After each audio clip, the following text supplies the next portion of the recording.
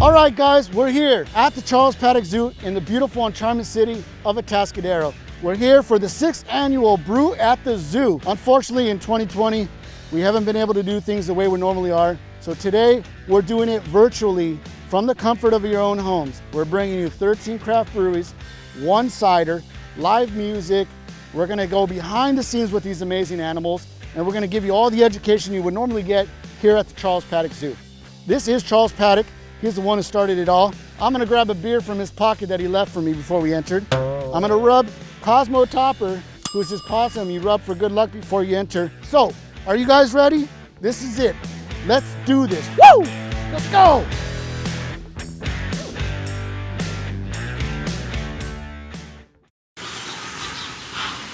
Welcome!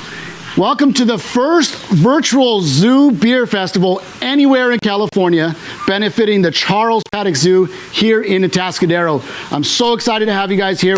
As you can see, we are literally live at the Charles Paddock Zoo. You can see the flamingos behind us, and we're really excited.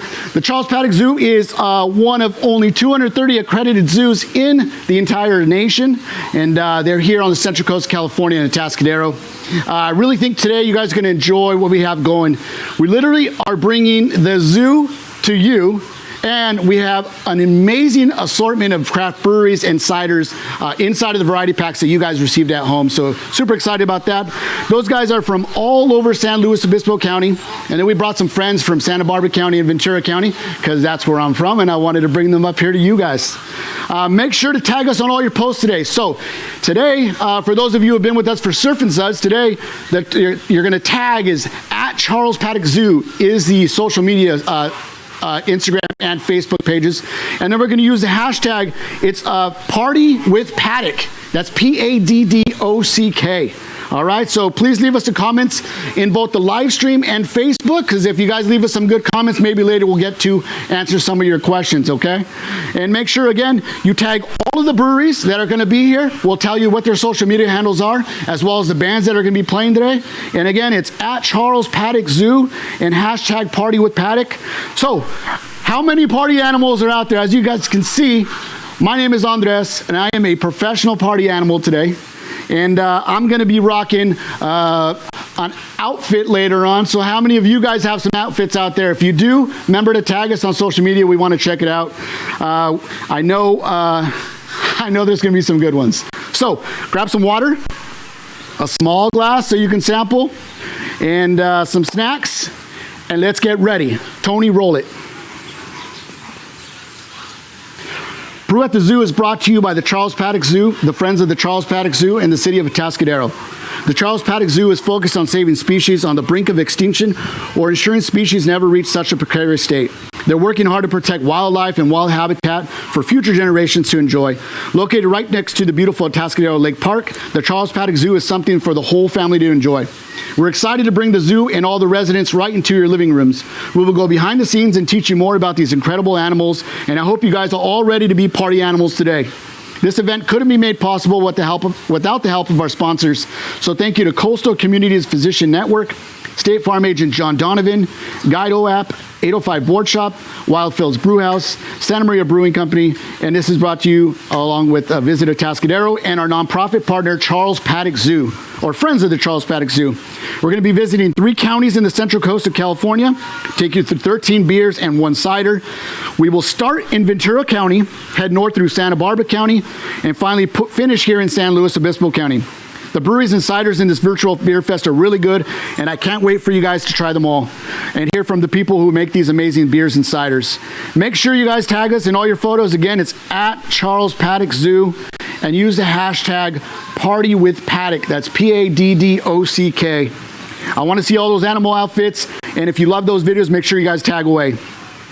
Monkey versus Tiger is officially on. Tony and I are hoping to raise $1,000 today.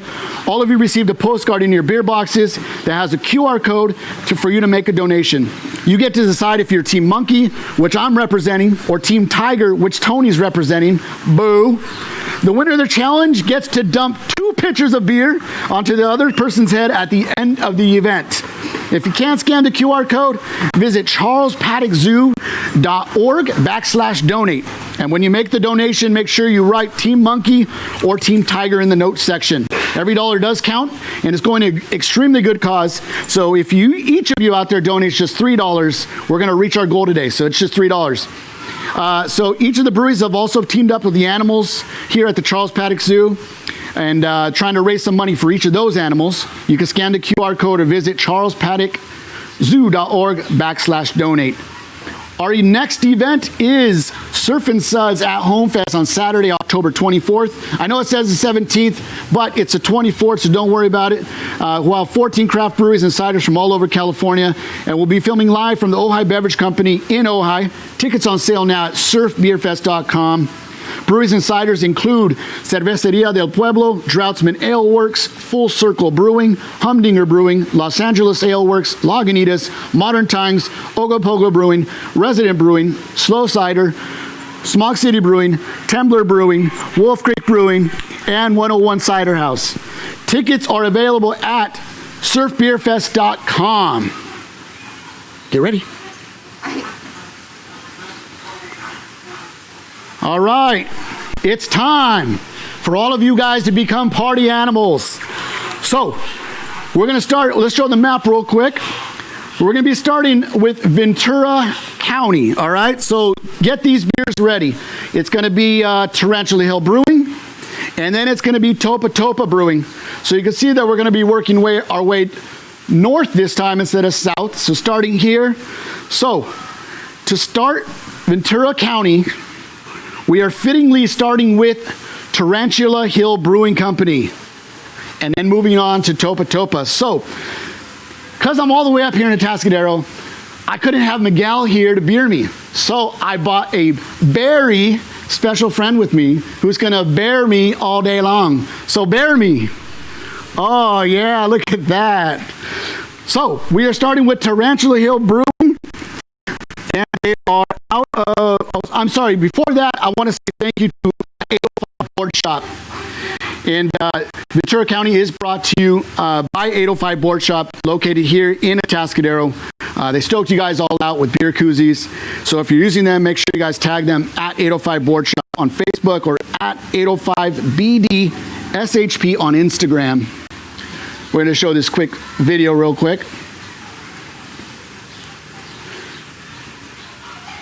But these guys are the only board shop and lifestyle clothing store in Atascadero and have one of the largest sunglass selections around. And in Atascadero, you definitely need some of those sunglasses with this amazing weather. So thank you to 805 Board Shop for being a sponsor of Ventura County.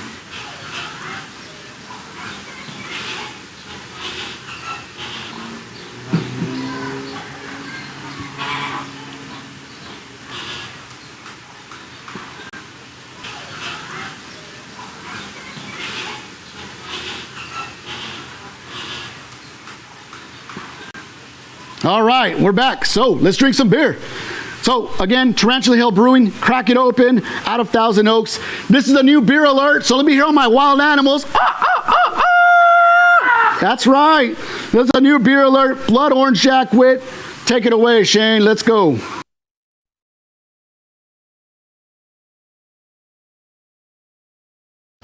Hi everybody, my name is Shane here at Tarantula Hill Brewing Company. I'm the event coordinator. I do all these festivals. I like to do them in person most of the time, but we're in different times right now, so thanks to Andres and his crew for continuing to be able to do these even in a virtual capacity, to be able to help organizations such as the Charles Paddock Training Zoo, like we are doing today, to help them with the stuff that they do.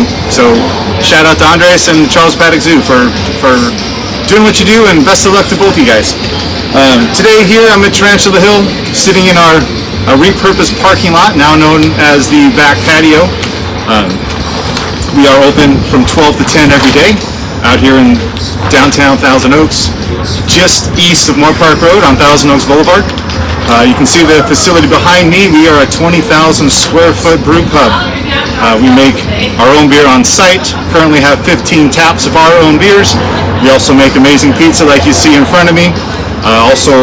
In addition to the rest of our food, we also make ice cream on site, and the ice cream is out of this world incredible.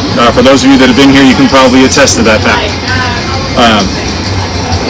We do a lot of our on-site food here. We also do online ordering where you can have it delivered locally here within about a 10-15 mile radius. Also, you can have beers shipped anywhere throughout California, and you can also order online for takeout. You can pick it up here and then bring home both beer and food to enjoy at home. But as you can see behind me, our back patio is pretty expansive. We have about 50 tables back here in total to seat close to 200 people, all socially distant standards and all that good kind of stuff. So if you are in town and you're nearby, come visit us. We have our IPAs, which is what we do the most of. We have a bunch of different beers. We do offer wine as well. We have some guest taps also, so not just our beers. We do feature some friends from other breweries locally around. But today we're going to talk about our Blood Orange Wit that you have in your box. Blood Orange Wit is going to use our base style of our Tio Wit. That Tio Wit in 2019 won bronze at the California Craft Beer Festival. So that base style is a very good sample of the Belgian Wit style. Those of you that may not know what a Belgian Wit is, think of Blue Moon. It's going to be as close as you can get, or even Allagash White is probably a better example. But that's what that beer is. This beer here is a blood orange version of it. So in addition to the Belgian yeasty character you're going to get because of it being a wit, you're also going to get some blood orange flavor to it, which is kind of mimicking throwing an orange into that Blue Moon, but at the end of the day, we like to think of this as a beer mimosa in a can. So on a hot day like today, on a Saturday or a Sunday, after doing a bunch of yard work, this beer truly hits the spot. At least in my opinion, but it's better than lemonade for me. So anyway, we're going to crack it here. I've got some in my glass already from off the tap, but we're going to mix this in here. So again, on behalf of Tarantula Hill Brewing Company and on behalf of all of us here that work here, whether it be behind the bar, thanks to Andres for allowing us to be a part of this program. And best of luck to you, the Charles Paddock Training Zoo. And thanks to all you out here who support these virtual beer fests. Cheers.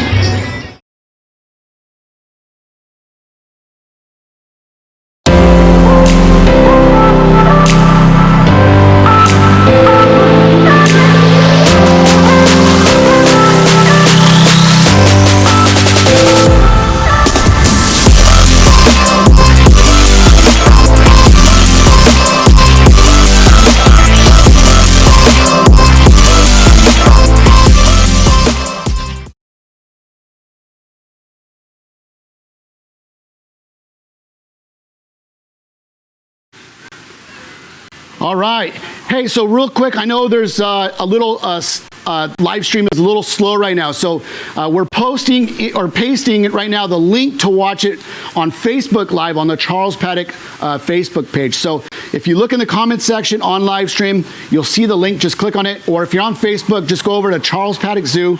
And on their wall is a live feed of this as well. So sorry about that. It's live, folks.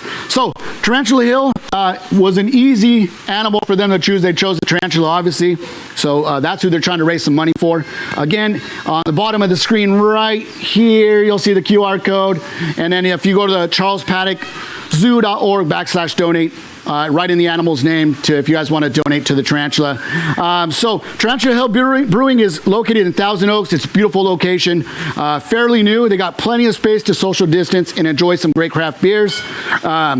This is, you can visit, by the way, they are named after the tallest peak in Thousand Oaks, which is also has a ton of tarantulas, are pretty prominent there, and often find themselves in backyards in those neighborhoods.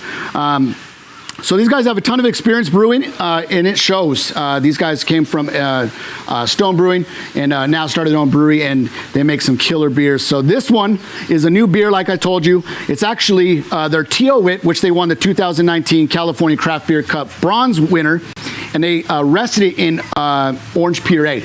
So it's a really good beer. I enjoyed it. And with these heat waves coming through, they also make their own ice cream and sorbets, and I could definitely go for one of those today too. So they're open for dine-in, takeout. You can have beer and food delivered to your homes. So visit them on it's tarantulahillbrewingco.com, and also follow them on social media. It's at Tarantula Hill Brewing Co. So we're gonna go to the next beer. Oh no, I got my notes over there. So we're gonna brew. Oh no. All right, please bear me. So we're going to Topa Topa in Ventura. We're gonna try their Spectro Hazy IPA. I have a feeling you're gonna enjoy this video. The video's playing right now. It's actually a really good video. You guys are gonna love it.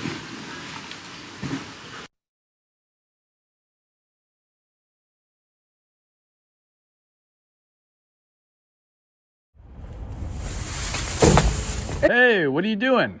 A sequel? I don't understand. Yeah, me neither. We pretty much nailed it the first time.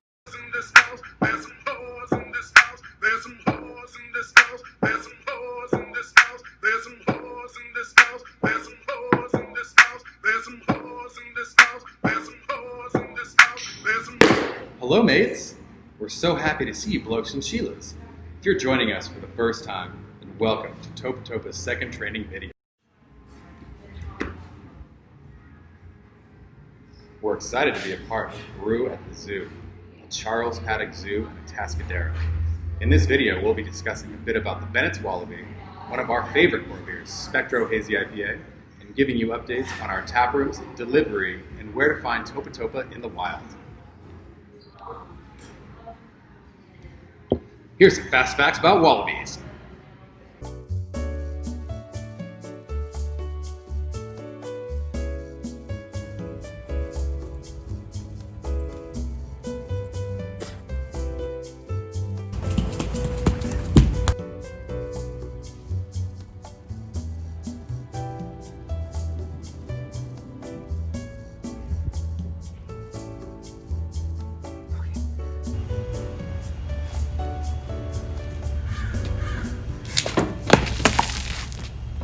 Grows where my rosemary goes. As K Billy's super sounds of the 70s weekend just keeps on trucking.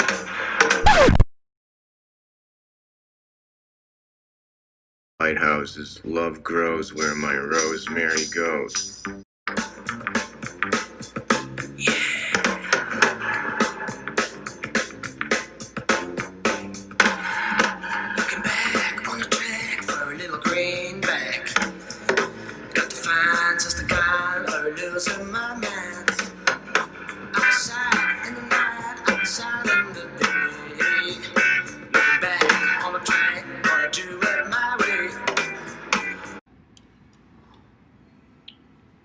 Wasn't that fun?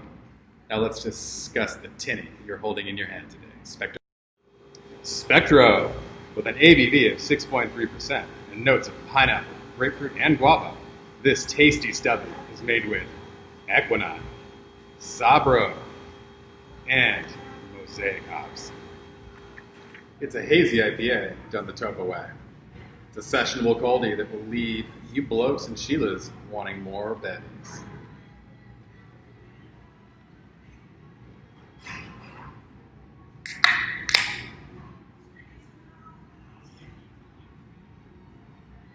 Wow, the pineapple. Wasn't that bevy bonzer?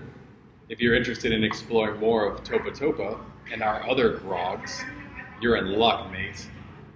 All 4 locations are open. Downtown Ventura, Midtown Ventura, Ojai, and Santa Barbara, with a 5th location in Camarillo on the way. Crikey! That's bloody gnarly. Check out our website for hours and food truck schedules for each location. You can dine in, or take some coldies to go. We also have some gnarly merch. Our core brands and limited releases are also available through our retail partners. If you'd like to have your beer delivered or get the first crack at our upcoming pre-sales, order online for Follow us on Facebook and Instagram for important beer releases, taproom updates, and ways to join us in our community partnerships. Thanks for hopping along with us. Congratulations, you are now certified to drink Spectro Hazy IPA. Add this to your trophy shelf, and thank you for joining us. Wallabies, out.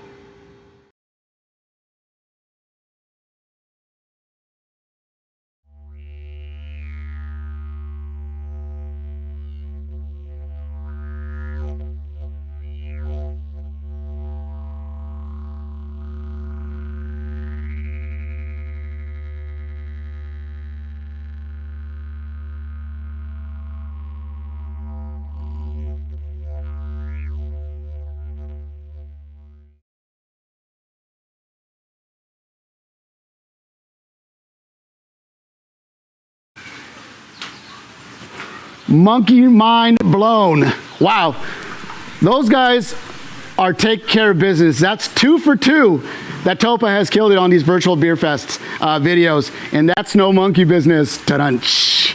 All right, so the Bennett Wallabies never looked so cool. And you know, if these guys are making videos like this, their beer has to be amazing. I know you guys enjoyed that. That's the Spectro Hazy IPA.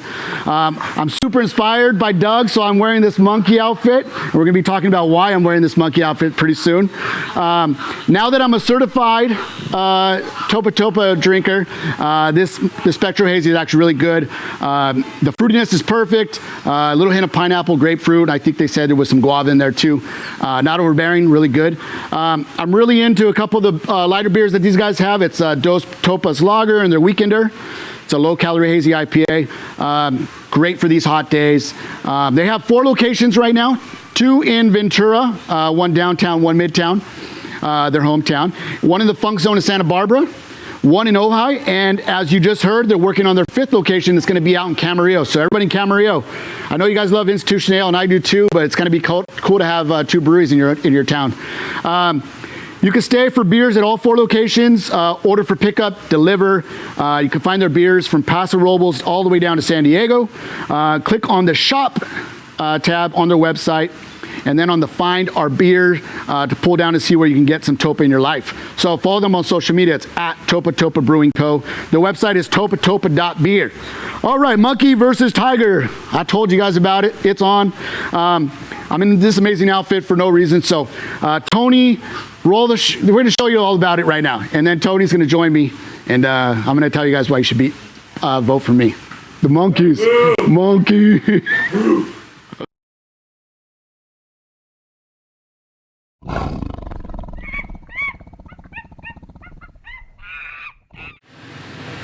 I'm totally gonna win this bet.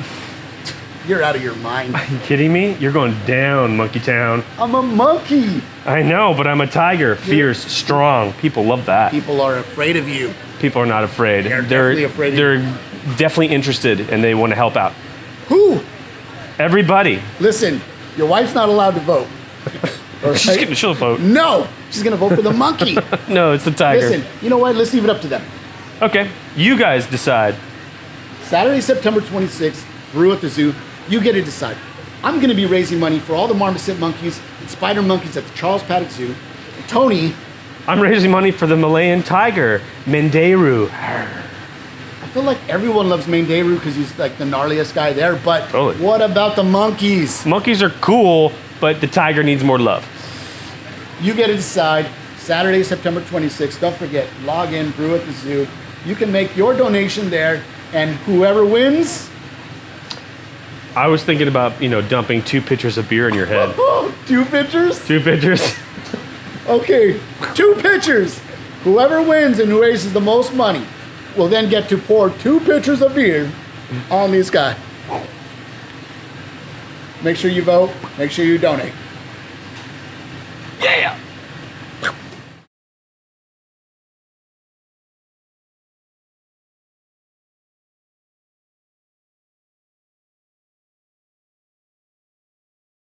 I hope you guys enjoyed that because it was pretty amazing making it. So you guys all got these inside your boxes.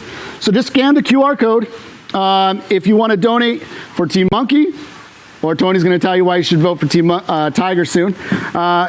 If you can't scan it because you're watching on your phone, just visit charlespaddockzoo.org/donate. All right, make sure you write in. Here, I hear something coming. I'm very scared. Oh God, it's a tiger. Oh God. If you vote, listen, if you guys just donate $3 each of you guys, we're gonna hit our mark. $1,000. We can do better. How much can we Let's do? up it by 5 for Team Tiger per donation. Let's start there. Hold on a second. What do you mean? I think it would be great. Oh, now he's using voices. Okay. Well, Tony, Yes. Before I get started, I actually have a little surprise for you. What do you mean? Well, okay. You got to close your eyes. You got to trust me. We're great. friends, right? I think so. Close up those- until this point. Okay, close those tiger eyes. Okay. It's coming over right now. So, I just wanted to surprise you because you're a good friend of mine, and I thought you would enjoy this. Is it a gift? It better be a gift. It is a gift. Okay. So you could open up your eyes, and it's right to, Okay. if you just slightly turn your head, Okay. got a little gift for you. Oh. Katie, we have Katie from the Charles Paddock Zoo. Katie, who do we have today? This is Waza. So, Waza, for Team Tiger versus Team Monkey, is going to actually choose who's actually going to win in a second. But Waza hasn't eaten for a week, Tony. And I think she's looking at you. So, you know, I'm trying to raise money, Waza, and Katie, for the monkeys, because I truly believe that there's more species here and they just need more money. So hence, I need you guys to raise money for me. So, Tony, I got 2 monkeys, the black-handed spider monkey and the common marmosets. And that's who I'm trying to raise money for. That's great, but I'm raising money for the Malayan tiger, Mandaru, and he eats a lot of meat. But there's only one, right? Right, 10 pounds per day from what I'm told. Oh man, Waza, can Waza help us? Are you guys good with this? Waza, lot of meat. who slither over towards who you're going for. Let's see. Come on. Can I pet Waza? Yeah, just go from with one finger like that. Oh yeah. There. Whoa. No, I'm petting you. I think Waza chose Team Tiger. Listen, you guys don't have to. You guys don't have to. Likes your pattern. Yeah, she's got a pretty cool pattern. Right? How big does Looking Waza cool. get? These guys get about 4.5 to 5 feet, but they're very heavy bodied. It's a Wow. ball python. So how big, how heavy do you think Waza is? I can't believe Waza chose you. It was Guys, bound to happen. I need help. Please, donate to the monkeys. Team Monkey needs your help. They do need some help. Waza's over here. Mandaru's Donate more to me. laughing at me. I need your help, guys. Listen, Tony, tell the viewers one more time why they think you should go for Team Tiger. Well, the tiger definitely needs a lot of love. You know, the habitat that it has needs a lot of maintaining. A lot of food needs to be given to that animal specifically. And a lot of vitamins and nutrients. And it's a constant need. So I heard that each tiger has its own set of prints, right? Yeah. Or stripes, sorry. Yeah, like a thumbprint. Yeah. Unique. Yeah, but so is this unique? This one's They my thumbprint. So yes. they only made one? Just one. I called the company. Are you and I sure? had them- yeah. Okay. I just wanted to make sure. Print something special. Did you know the common marmosets are the smallest monkey species, or one of the smallest ones? I did not know that. Yep. And then the black-handed spider monkey is one of the largest ones. Therefore, I need you guys to vote Team Monkey. All right? So Team Monkey versus Team Tiger. Listen, Tiger. you guys can scan the QR code. That's right. Which side is it? It's over here. Right over there. Right there. And you guys can choose Team Monkey or Team Tiger. Waza and Katie, thank you guys for joining us. Yep. You guys are awesome. Waza, I can't believe you did that to me. Yeah, buddy. God, I'm trying to help out. All right, so remember it's charlespaddockzoo.org/donate. We're trying to raise $1,000. Cheers, Tony. Hey, real quick. Yeah. What happens to the loser? Well, we had this great thought of pouring 2 pitchers of beer over the loser's head. I'm gonna love it when I get to do that to you. I know, it's going to be great. All right. To you. So, Tony, Yeah. thank you for being here. Cheers. Cheers. I hope Yeah. you lose. Let's keep it going. All right. He's crawling away. So we're moving over to Santa Barbara County now. So we just finished 2 from Ventura County. Santa Barbara County is brought to you by the Guido app. And some of you guys received this really cool cup. Oh, Barry, thank you, or thank you very much. This cup, scan it. These guys are giving off $10 donations, but I'm gonna let the video speak for itself. So Tony, go ahead and roll the video for Guido.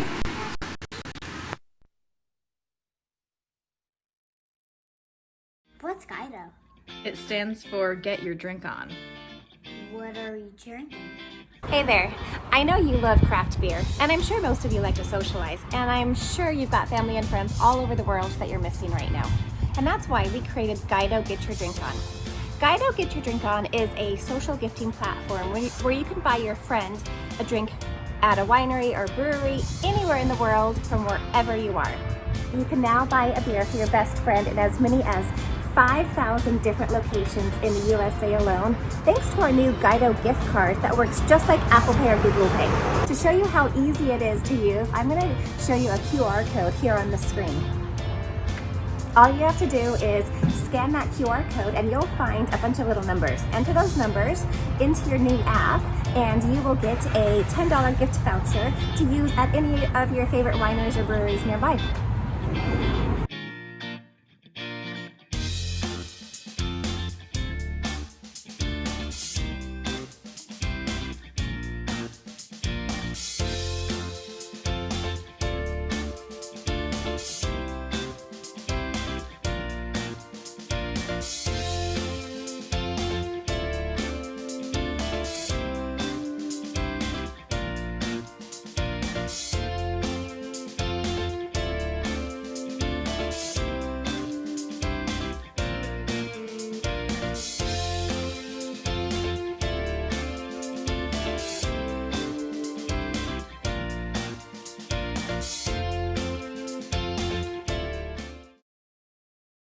All right, so we're doing Santa Barbara County, as I told you, so we're going to be starting with these next three breweries, so get them ready. Figueroa Mountain Brewing Company, M Special Brewing, and ending with Rincon Brewery.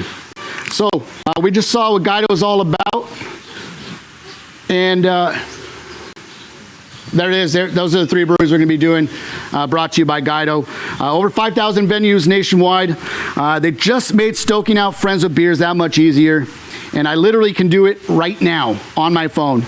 I just bought Tony a beer because I feel bad about him losing Tiger versus Monkey coming up shortly. So I just bought him a beer down here, or up here. And today, these guys, if you click on that QR code that's on the cup or on their commercial, they're going to give you $10 towards a drink voucher just by downloading the app. So check out the website. It's Guido, Gydo.me. Super easy. And who doesn't love when friends buy them beers, right? So we are going to Bear Me. Por favor, I'm going to trade this. Oh yeah, trade you for that. And we're going to Figueroa Mountain Brewing Company. And we're going to be doing Fig Light. So these guys, based out of Buellton, Fig Light, I can't wait to try this one. I'm looking forward to it. So let's see what these guys have to say about that. Take it away, Kevin.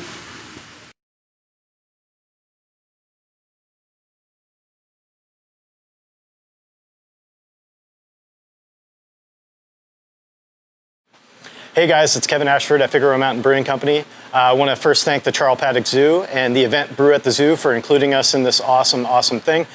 We love helping locals and working with our local industries of all kinds. So thanks again for including us, and we're excited to be here and helping you guys out.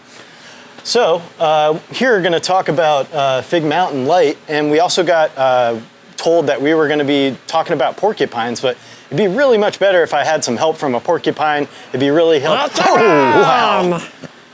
And we've got a porcupine in the brewery somehow. I'm not exactly sure how you got here. And what's your name, little fella? My name is Quill. Quill. Quill's an interesting name for a porcupine, little on the nose. I definitely understand that, but you know, I'm interested in you as a species and what you do. So I was reading a little bit because I wanted to get more familiarized with porcupines, and I've discovered that you guys, you got a big range in your sizes, and how big can you guys really get? It depends, but about 30 pounds. Wow, that's actually a lot bigger than I thought. You are on the small side still, so I guess you just still have some growing to go, Quill. But we'll catch up later with that. Now, your name's Quill. You obviously have a lot of quills to defend yourself. So how many quills would you say are on your body? I got about 30,000, give or take. Well, that's 30,000 more than I have, so that's quite a bit. And you'd be really good at shotgunning beers, I think, with all those quills. Now, I know that you're a mammal, but I'm interested to hear what order you're a part of, because there's so many mammals, and there are tons of ways to define them. So what class are you in? What order are you? Is rodent a dirty word? Can I say that? No, it's not a dirty word. It's just a rodent. Yeah. Don't be ashamed of it. I'm a rodent. It's totally fine. I think you're beautiful. Yeah, I am beautiful. That's right. All right, well, Quill, I'm actually going to open this and start talking about my beer here. I don't know if you want to join me and take in one, but I'm just going to start cracking into this guy here and open this bad boy. Oh, Quill. I brought some of my own for you. Just stealing beers already. This guy's got beers without... We haven't even started the shoot yet, Quill, and you're already sneaking beers. Okay, all right. Well, we're going to talk about Figaro Mountain Light Lager. This is one of my favorite beers that we make. Quick story on this one. When I first came up with the idea to brew a light lager about 5 years ago, I got laughed out of a development meeting because nobody thought it was a great idea to be brewing a nice, easy drinking, crisp light lager. So we know it's hot out still. We're kind of coming to the tail end of our summer here in California, even though it's already fall. So we wanted to make sure we were drinking a really nice, crisp, light, refreshing beer.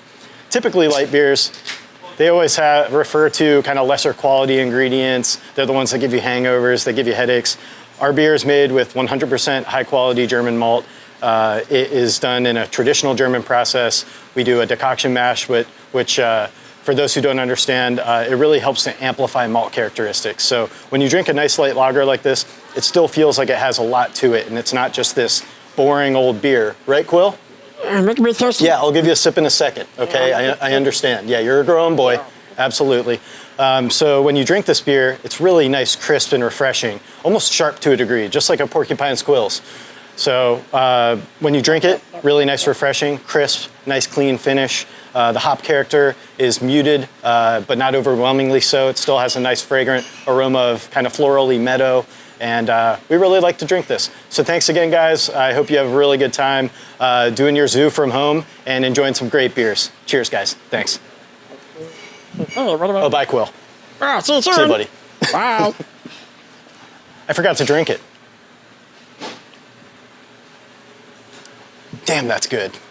Be safe, everybody. Hope everyone's doing well with COVID. Thank you.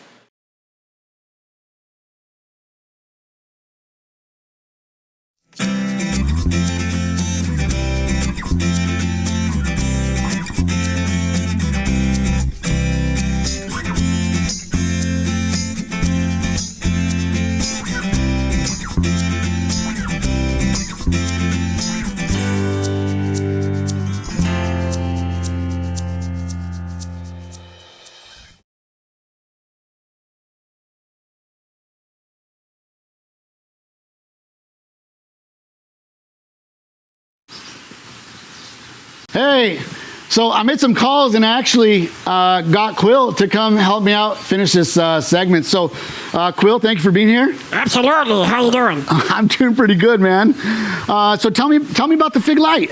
Yeah, there's no need to settle for watered down beer. Little anymore. I can get with that. I can get with that too, man.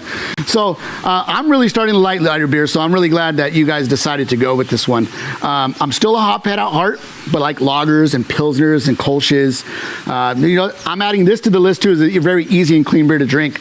Or what do you think? Like, where would you drink this? Or just chilling on a habitat, something like that.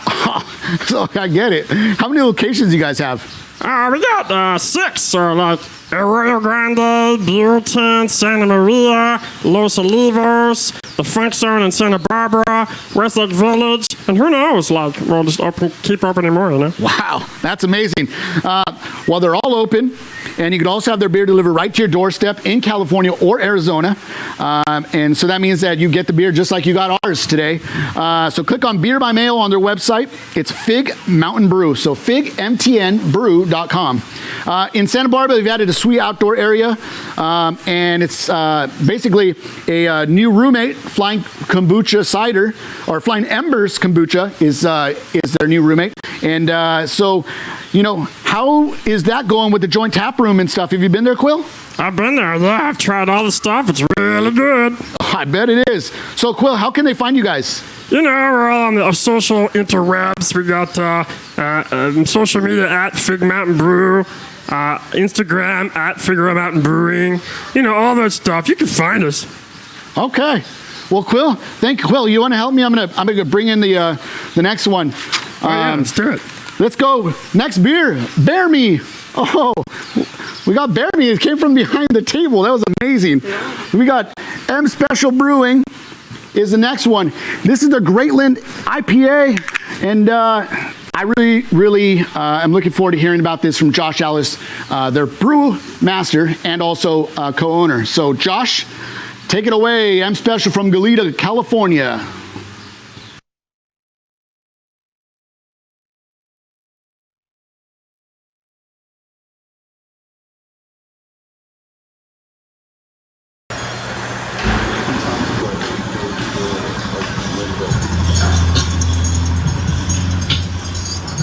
This is the kingdom of M Special.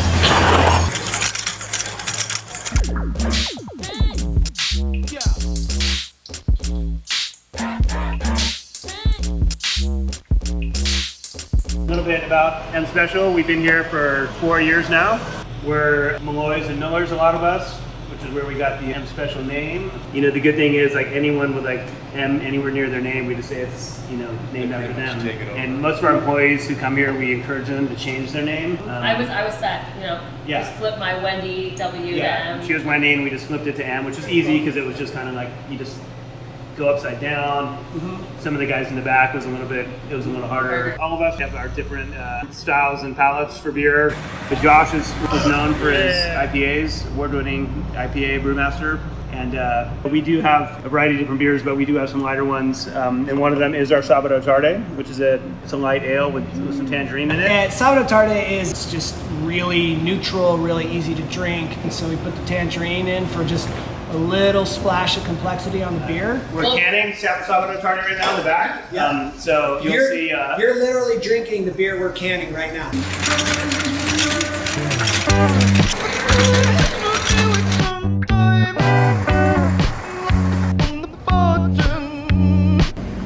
This is where the magic happens. It's where the beer gets fermented. I'm going to take you guys down to the cool end. It's where the beer gets packaged. Let your hands clap, let your hands clap, let your hands clap, let your hands clap. Looking slick in my pockets of thick. Looking slick in my pockets of thick. This machine right here, this is our canning machine where all the magic happens. This is where the Sabato that was canned today came to be. We're able to do about 400 cases a day with this thing.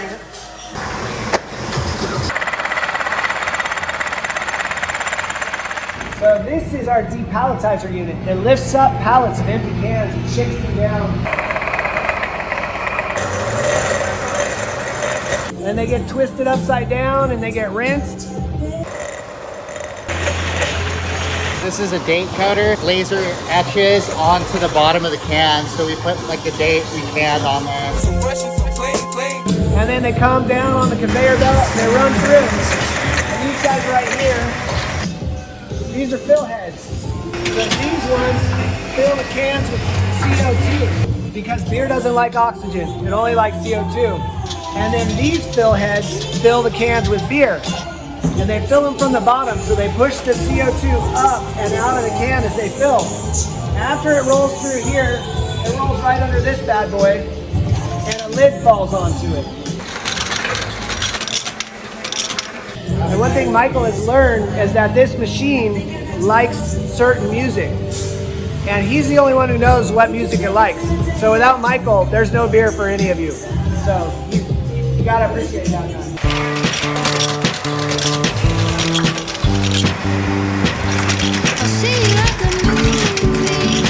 This is the seamer. The seamer takes the lid on top of the can and rolls the edges of the lid over. and seals all the ambient air out. If that steamer's not working well, oxygen gets in your beer, and nobody wants oxygen in their beer. We're about to hit 100,000.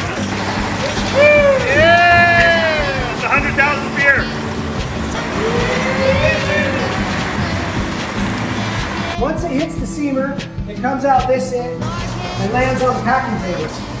This job requires the ability to line 6 cans up in a 2x3 formation and snap a plastic lid on top of it. So they call me the master for one reason. A lot of people only do 6 at a time, but I do 12. I can also do it without looking. Boom. I got the fastest hands in the brewery. They looked into getting a machine, but they basically realized that a machine can't really replace the speed in which I bring to the process. Just snapping it on, bam, pounding them out all day long. Woo! I got a couple trick shots I do. Sometimes I throw a 360 at it, give it a little bit of a spin, just to keep things moving. Want to see that again? Once the cans are packed, you get 4 6-packs, and then we stack them onto a pallet.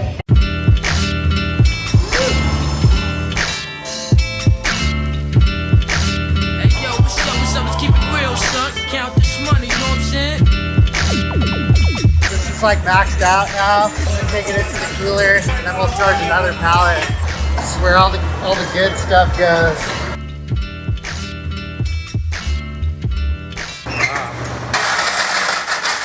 It's all said and done, they end up in a case, we ship them off, and people like you drink them.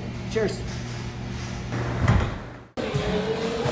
So here I am doing a video for the Great Land. And I'm going to tell you a little backstory, and then I want to show a video that probably the person who has drank the most Great Land in the world created.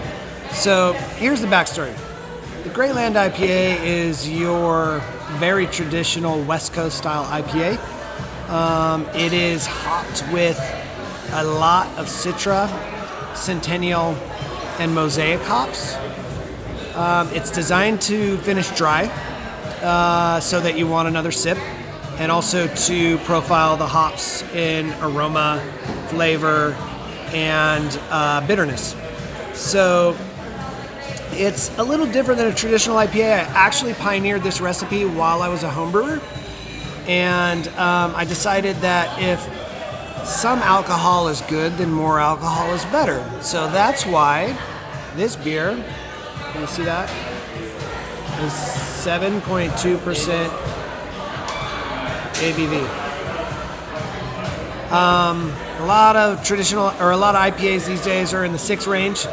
This one's 7.2% because I was a home brewer, and really I thought if I got drunk off the beer, that was better. So I made a really big single IPA.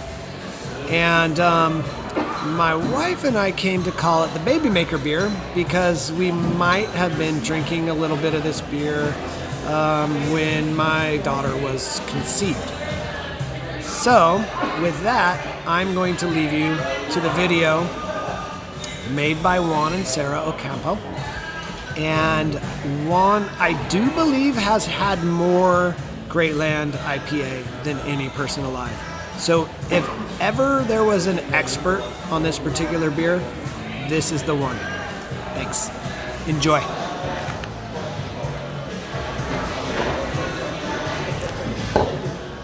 Hey beer lovers, here's a public service announcement for you. The Great Land IPA from M Special is a fantastically delicious choice, but be careful how many you have to drink because this might happen to you. Cheers.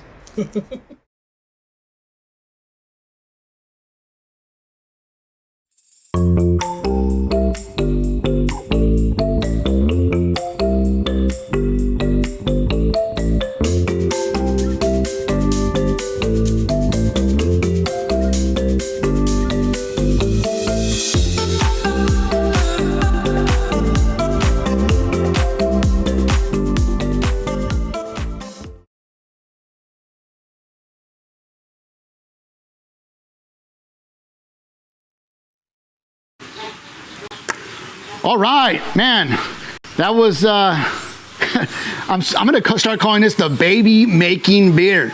How do two people have the same story? That's awesome. So these guys are supporting one of the coolest animals here at the Charles Paddock Zoo, the blood python. And that video that you guys just saw, we waited hours to get that footage, and every kid that was watching was so stoked on it. It was actually really cool. So I'm glad you guys got to see that. Some of you probably were like, oh no, I'm not watching. And everyone's like, dude, that's so badass. So either way, that was awesome. I told you earlier I'm a hophead, so this is where I'm at, and I really love this one. I'm really excited for these guys. They started in Goleta, and they just opened up their downtown Santa Barbara location right on State Street. They have, with State Street being shut down, they actually have a huge front patio literally on State Street where you can hang out, as well as a back patio at their new location.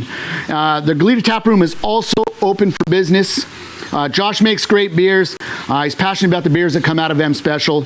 And it's he actually said this. He says, I love beer, not simply the end product, but the process. I love the craft of beer making, and I love the reward of watching the happy faces of people who enjoy my beer. So, Josh, here's a happy face. I appreciate that. I appreciate you. Shout out to Megan Lunger. I was always hustling back there at M Special for making this happen. Check them out on social media. It's at M Special Brew Co. And visit them online. It's mspecialbrewco.com. All right? mspecialbrewco.com.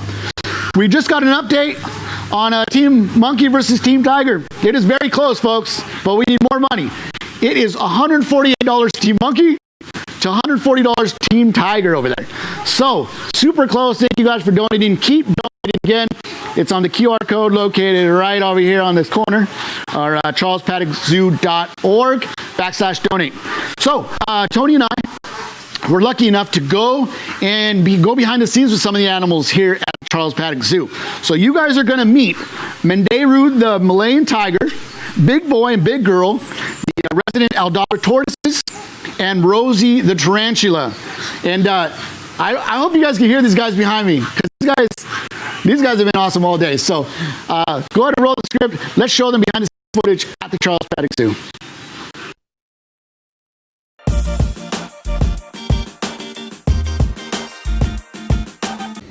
Hi guys, my name is Crystal Crimson, and I've been with the Charles Paddock Zoo for about 2.5 years. I work with a variety of animals. It's one of the good things about working at a small zoo is I get to kind of dabble in everything. I work with the flamingos, I work in the aviary, I work with Menderu, our tiger behind us, a bunch of different monkeys, and a whole lot of reptiles. My favorite part is probably the training and enrichment that we do here. It keeps the animals active and involved and helps them promote natural behaviors that they would do in the wild. He's about 250 pounds, so he's a pretty big boy. He eats about 10 pounds of meat a day. That's actually what you guys are seeing him do right now. He gets fed once a day. I normally do it in the morning. We do a little training session in the back where I get him to do things like stand up and open his mouth so that I can see his teeth and his underside. That's kind of a wellness check for him each day. And then I hide the rest of his meat out here on exhibit so he can exhibit some of those natural behaviors he would in the wild. Yeah, the last count, there was almost about 500 left in the wild, so they're a critically endangered species. So this is one of the animals that we were talking about has a species survival plan. They're keeping track of who breeds with who so that if the environment is ever able to hold these guys again in the wild and keep their numbers up, we'll have the genetic diversity in the population to repopulate the wild. So a lot of people think, you know, why doesn't he have friends or buddies in here? These guys like to have their own space. They have hundreds and hundreds of acres that they claim as their territory. They hunt that area, and a lot of the time you'll even hear Menderu here at the zoo making a lot of noise in the morning. He's basically letting everybody know that he's out there. This is his space. He's gonna relax because his belly's full and he's gonna lay in the sun the rest of the day. So a lot of people think, why are these guys actually striped? What does that do for them? Because it doesn't look like they'll blend in, but when he's laying down in the grass, even the slightest movement, if you're some type of hoofstock animal or a prey animal, those stripes help him blend in. It almost looks like the grass is moving in the wind. So that's what the stripes are for. The white dots on his ears are to help the cubs find them if they're young. Some days he's very lazy, like most house cats. He likes to lay around most of the time. So if he's out here playing with his ball, this is where everybody is. Or if he's out here hunting, this is where everyone is. But every animal here has their own personality, and some days others are way more playful. Definitely a dark flavored one. He likes red meat, so I think anything that's gonna go with red meat is gonna be his fancy. People out there can actually help these animals out and become their friends by Yes. either, I believe it's the best friend is $100, and then there's a great friend, which is only $40. And Correct. what does that money go towards? It goes towards all of the things that we do here at the zoo to help take care of these animals. So let's say we need a new enrichment item. Let's say we need an exhibit modification. That animal goes into a pot so that we can make sure that our exhibits and our animal care is the best that these animals could ever have. Awesome. I would say the best thing to know about Mondero is he's most active right in the morning. So if you want to come to the zoo, especially on a hot summer day, come right at 10 when we open. That means that most of our animals are going to be out and about, and that includes Mondero. Awesome. My favorite beer actually changes pretty regularly. It depends on the weather and what food I'm eating, but I like to pair everything with a beer. Something nice and light, anything light, maybe a Pilsner. And then there's always those fun dessert beers that you can eat with a nice warm dessert. Where does a tiger sleep? Anywhere it wants to. My name is Katie Mulder, and I've been a zookeeper here at the Charles Paddock Zoo for almost 7 years. I'm responsible for a certain section of animals at the zoo, so that includes the aldabras here. I also take care of the wallabies, the lemurs, the Madagascar area with little Madagascar aviary birds. It's always hard to just pick a favorite. These guys are very, very high up at the top. I also really love the bat-eared foxes that live next door and the lemurs. They're probably my top three. What's his name? This is Big Boy. He is an Aldabra tortoise, and these guys are called that because they're from the Aldabra Atoll, so they are an island species, just like the Galapagos tortoises. And the Aldabra Atoll is off the coast of South Africa. Second largest species, right behind the Galapagos tortoises for size. They average about 400 to 500 pounds on average. He's currently about 420. If they're motivated, they can move pretty quick. I mean, he does have a lot of weight he's got to move, and the temperature will, it's a warm day. So if it's a cold day, these are cold-blooded animals. They have to use their environment in the sun to warm up. So if they're cold, they can't move as fast, but on a warm day when he's warm, he's good to go. He is 76 years old, and that is barely middle age for this species. Their average is 150 years. Current oldest living is actually 188. Wow. So he's got a good long chunk of life ahead of him. In the wild they would mostly graze on, bushes, greens, maybe the occasional fruit that they would come across. So what we feed them is a lot more rich than they would get in the wild. So we actually don't feed them every single day. We feed them 3 times a week. And we do give them a variety, and it is his diet is set by our nutritionist. So it's proportioned, so we have the bulk of their diet is greens. We give them things like cabbage, romaine, kale, and then the next biggest thing they get are roots, because they would be kind of on the ground and getting things like that. And then they get a little bit of the veggie, and the fruit is kind of a topping. And then there are also some pellets in there that just make sure they get all their vitamins and nutrients. It's technically a complete diet just to make sure they've got everything they need. They are vulnerable, so they are at risk. There's actually a subspecies called the Seychelles giant tortoise that is endangered, but these guys are a little bit more stable, but we still want to make sure that they're okay and that their population doesn't go down. Vulnerable is, the population is stable, but there are risks. It may mean that the numbers are declining in the wild, or there's a threat such as habitat loss or pollution or something. There's some reason they're concerned that population may not be stable in the future. Oh yeah, and you see they've got a strong beak that they can use to crunch things, and they've got that big thick pink tongue to help them swallow. A small injury when he was a little tortoise that probably just broke a small hole in his shell, but they build new shell as they grow, but they won't replace shell that they've lost. They'll just get kind of a tough leathery covering, so it just makes them more prone to infection. They can survive, but it puts them at a bit more risk, so we just fill that in with resin to make sure that it's serving the same purpose as shell would. It's just making sure everything is sealed and no... What's underneath their shell? Well, you would get to the rib cage basically, because it's kind of, then the shell is attached to them. That's one of the myths, is that a tortoise can pop out of their shell. They can't do that. They are attached. And then inside is, all the soft tissue and the organs. They are, and even the Aldabra tortoises when they hatch are very small, and it takes them a long time to grow. It takes an Aldabra tortoise about 20 to 30 years to reach the majority of full size. And even the radiated tortoises take 10 to 12 years on average to reach full grown. So those babies will be growing slowly over a long time. This is we figured it had to match. Well, we just put these two together a little over a year ago. And so the hope is that eventually they will. He has shown interest. And then if they do produce eggs, they will take almost 300 days to hatch, very long time. Yeah, so the female will dig a hole and she'll lay her eggs into that nest, and then she'll fill it in and cover it. And then that's it. They're on their own from there on out. And then when they hatch, they dig out of the ground and start munching on food. So yeah, these two are vastly different. So as you can see, he's just kind of following, you around because he's curious, he's inquisitive, he likes people, he likes to see what they're doing, he likes to engage with them. She's a lot more antisocial. She'll tolerate you near her, but if you try to, go right up to her, she's gonna go, oh, why are you in my space? Leave me alone. Not much of a beer drinker myself, but if I had to pick one, I have heard that Moose Drool is very good because it has kind of a chocolatey flavor, so I'd probably go for something like that, something darker. We would love you all to come and celebrate the Charles Paddock's Brew at the Zoo.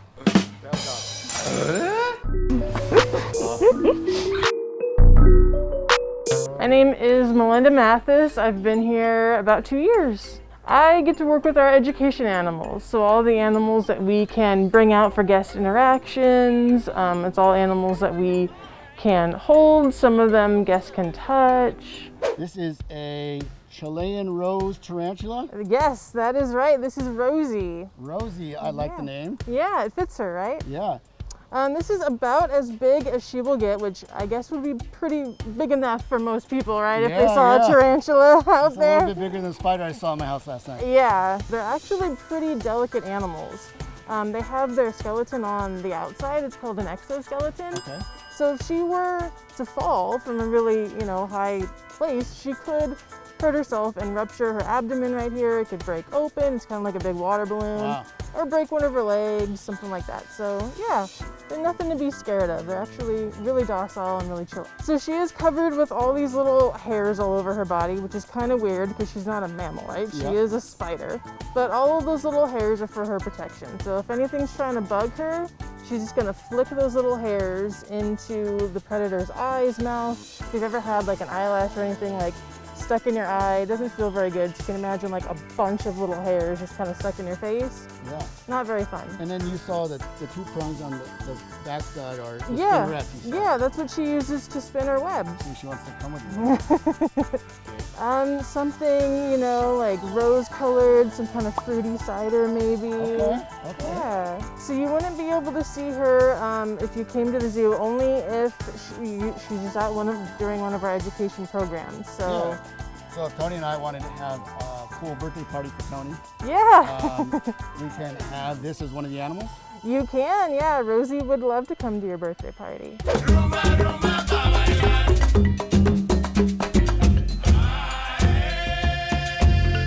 This is Boo. Boo is a great horned owl. She's one of our older animal ambassadors. So Boo, I think she's about in her 30s, 40s. You never ask a woman her age, so. I beg your pardon? I feel like my job, just educating people, especially educating kids, is really important to teach them about animals and conservation and habitats, to hopefully inspire them to care about our world. Probably just like a fruity cider. Yeah, what's the worst animal to play poker with? A cheetah! Oh.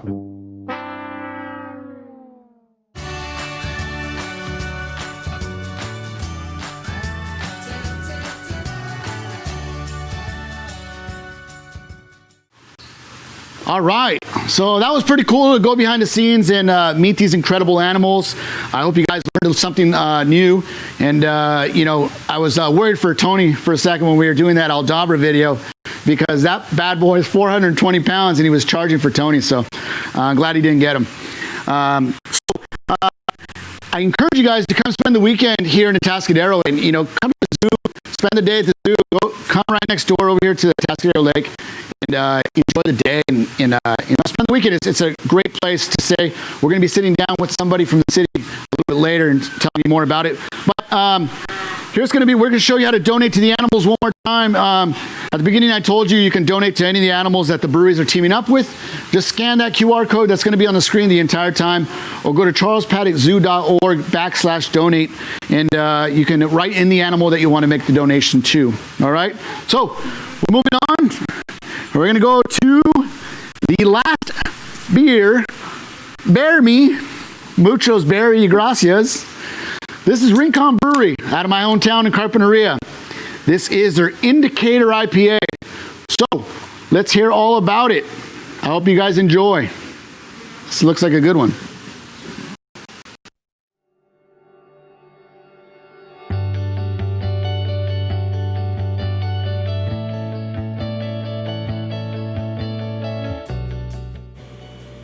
What's up, everyone? This is Rincon Brewery General Manager Jason Steffenauer. We are super stoked to be participating in this year's Brew at the Zoo, coming from the Charles Paddock Zoo in lovely Atascadero. RB has partnered with all the turtles at the zoo this year, hoping everyone will really come out of their shell and kick down some cash to improve all the turtle services and enclosures at the zoo. Remember to click on the QR code at the end of the video to directly support all the turtles at the zoo.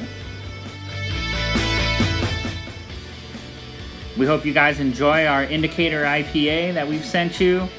But before we talk about the beer, we're going to give you a little brief introduction into Rincon Brewery and our locations on the Central Coast. In the fall of 2014, Rincon Brewery opened its doors in the quiet beach town of Carpinteria, California, striving to provide delicious craft beers and quality food for the local community. With strong ties to that community, the ocean and thriving farms, we've continued to hone our beer selections and menu offerings, all the while continuing to grow our brand, our reputation, and our RB family.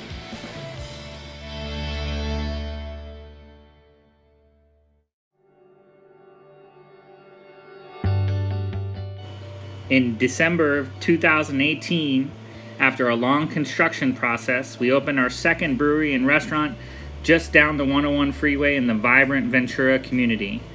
Giving our brewery team more space and more equipment, this new facility continues to allow us to produce and improve our beer selections while offering the community a wonderful place to gather and enjoy some RB goodness. Rincon Brewery is super stoked to be a Surfrider Foundation Platinum level certified ocean-friendly restaurant. We take many steps to ensure that our impact is minimal as possible, and participating in an event like this where we get to directly work with turtles who are especially affected in the ocean by human pollution, so a no-brainer for us. We're super stoked. Rounding out our locations on the Central Coast, our brand new facility just opened as of the beginning of August is our Rincon Brewery Santa Barbara Funk Zone location. Super excited to be in Santa Barbara. It's been a long time dream of ours. Come by and check us out.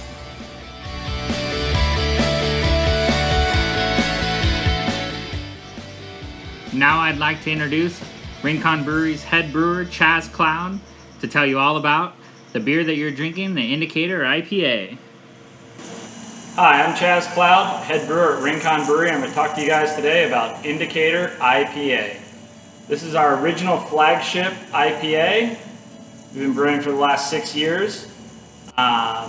Pretty straightforward West Coast style IPA. With this beer, is not a hazy IPA. Clear beer, nice foam, hop aroma. I guess Vinny calls it Nipponic threshold disorder as these beers keep getting hoppier and hoppier. What used to be considered a really hoppy beer no longer is. But yeah, definitely some citrus, a little pine on the aroma. I actually get some malt too, and that's on purpose. On the palate, same themes continue. Little malt sweetness, but definitely balanced by the bitterness of the hops. This beer has evolved a lot. Our biggest change when we fired up our Ventura brew house and started production of Indicator down here. Carpinteria, where the beer was originally brewed, we were brewing it with carbon filtered Carpinteria city water. We have all reverse osmosis water here in Ventura, so we're able to build our water profile. Initially, you're a pretty bitter beer, 60, 75 IBU kind of range, with really hard water, a lot of magnesium and sodium in there. So the beer got astringent really fast. On the RO water, we initially tried to duplicate carp water, going off the water reports we got, trying to get the ion levels comparable, and we found we were still getting a pretty harsh beer with that. we pretty much threw those water reports out and decided to tailor the water to this beer to what a West Coast IPA should be. No magnesium, no sodium, definitely heavy dose of sulfates in there. Definitely calcium and a little chloride too to help bolster up the malt body of this beer. We're shooting for a crisp IPA with an accentuated bitterness. We've also reduced our first wort hopping quite a bit and generally lowered the overall IBU. So like I said before, we were like 60 to 75 IBUs. Now we're shooting more for like the 45 to 55 IBU range. And that's just kind of following the trends. I think people are realizing that there's no points for pride in how bitter of a beer you can drink. And hitting that balance of having the proper amount of bitterness, to carry the hop load, to balance the malt sweetness, is kind of what we're looking for and what we really enjoy with this beer. Like I said, little cleaner water profile, softer bitterness.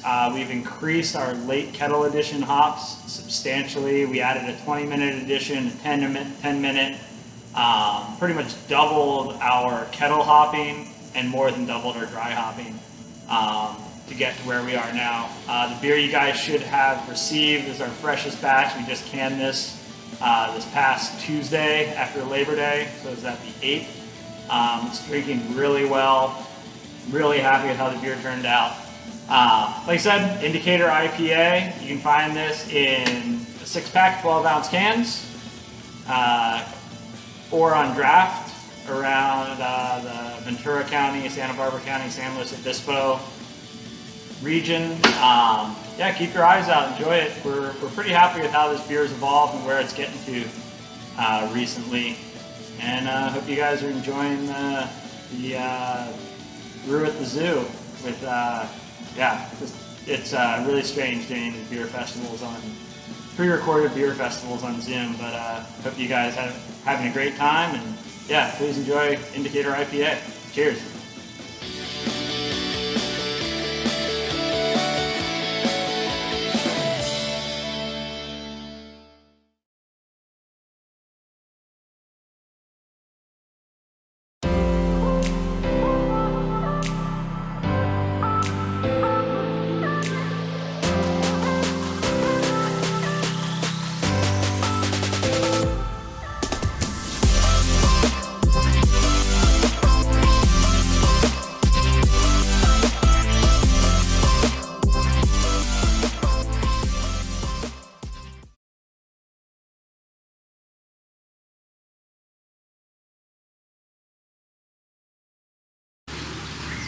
All right.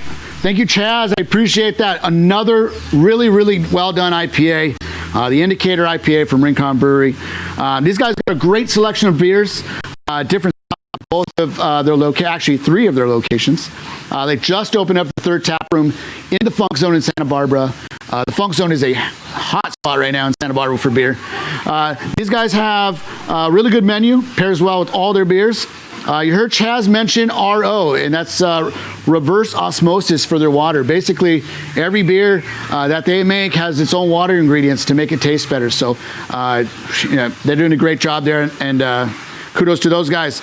Original location in Carpinteria is open, as is their Ventura location, where their brewing facility is located. They have a massive new building out there in Ventura that just opened a few years back. And they're putting out a lot of liquid here on the Central Coast. They're shipping throughout California, so if you want to order anywhere, visit rinconbrewery.com and click on shop. They are named after the famous right-handed break right there in my hometown of Carpinteria. And they have a cool beachy surf vibe at each one of their locations. So check them out. Again, it's rinconbrewery.com. Or if you like that beer, make sure you tag them. It's at Rincon Brewery Inc. All right. So along with these great beers and amazing animals, what makes festivals awesome is the entertainment. So this is our first music break. So I need you guys to choose one of the first 5 beers that you guys just tried.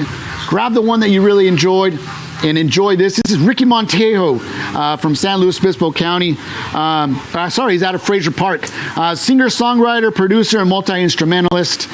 He's going to play live at the Brew at the Zoo this year, but this is the next best thing. We are after Ricky. You see all this wind coming through. After Ricky, we're going to be heading over to San Luis Obispo County. So we just finished Ventura and Santa Barbara counties. So we're going to split it up into two parts. We're going to show you guys that map right now. So what we're doing is we're going to start off with Santa Maria Brewing Company, Slow Brew Co., Liquid Gravity, and Central Coast Brewing. All right, so we're going to start with those next 4 beers after we get back from Ricky Montejo. Don't forget to pick Team Monkey or Team Tiger. I am trailing. Tony is beating me by a $40 margin. So somebody out there put $40 on Team Monkey so we can tie this up. All right, it's charlespaddockzoo.org. And when Tony comes out, I'm going to show you guys actually how to do this. Some people were asking questions about how to do. Just scan that QR code, all right? It's with your camera, and when we get out of this, I'll show you on actually how to do it with our phones. So, again, make sure you guys donate to Team Tiger, Team Monkey. And as soon as we're done with this, looking at that, I'm going to show you guys. That's the one. That's the right code. But I'm going to show them how to do it.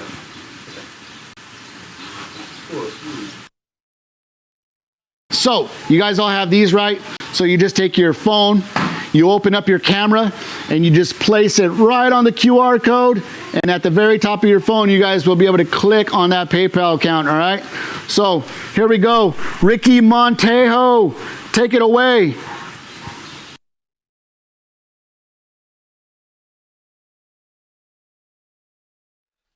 Hi, my name's Ricky Montejo. Thank you guys for joining us here at the virtual Brew at the Zoo Festival. I'm going to be doing some live looping for you. Thank you guys so much for having me.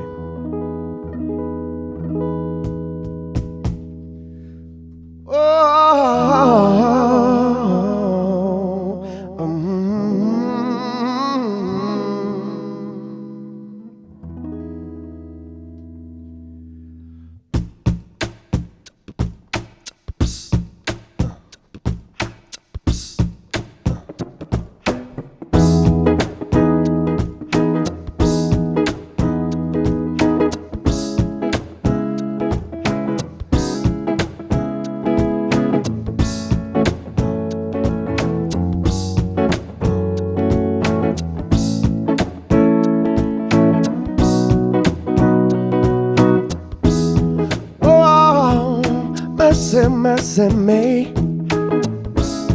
Oh, things ain't what they used to be. No, no. Where did all the blue skies go? Poison is the wind that blows from the northeast, south, and sea. Oh, mercy, mercy me. Yeah. Oh, things ain't what they used to be. Oh, you're wasted in the waters, and upon our sea, fist full of mercury. Oh, mercy, mercy me. Oh, things ain't what they used to be. No, no. Radiation underground in the sea. Animals and trees that live nearby are dying. Yeah.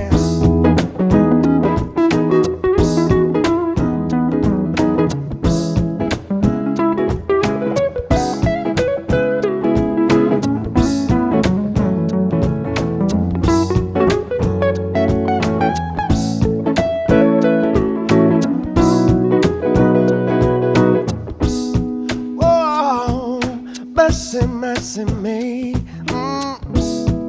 Oh, things ain't what they used to be.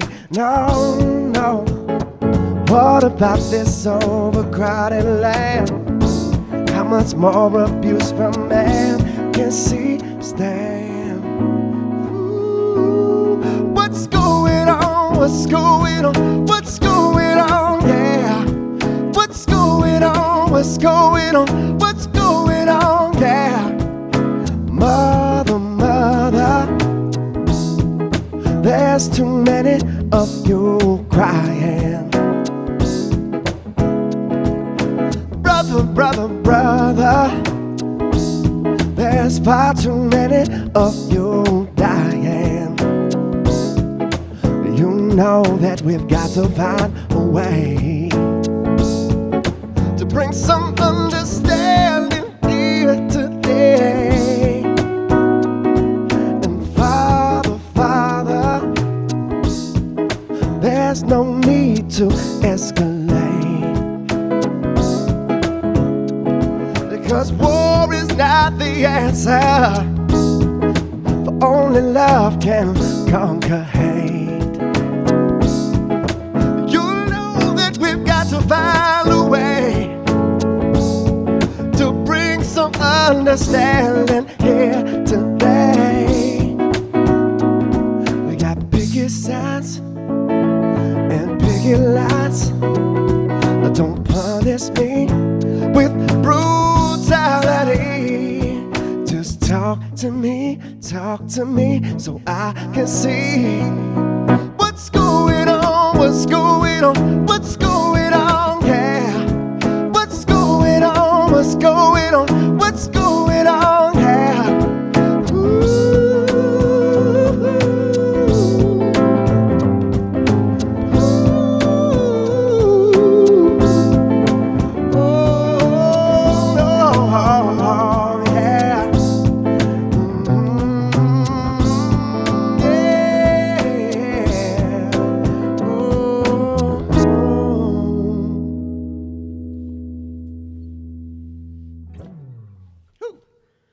All right.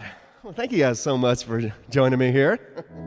I love Brew at the Zoo. I've played it a few times now, and every time it's a blast. And you know, we can't quite do it the same this year, but this is definitely the next best thing, and I'm happy to be a part of it.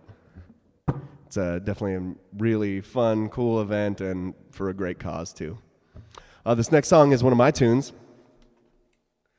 This one's called One Trip at a Time, and it's about just getting away to the coast and building some new memories. And yeah, just like the zoo, it's always great right on that drive out to the 46 to Morro Bay. If you're ever taking a day trip, just stop by the zoo and then continued your day out to the coast. I don't know. Yeah, this one's called One Trip at a Time.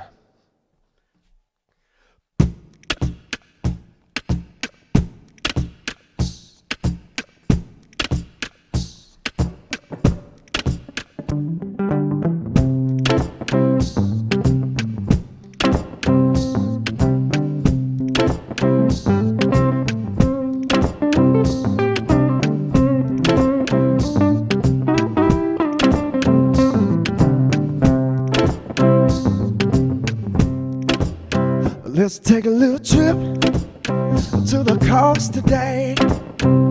I got a little money you can blow with me. Now let's spend a little time.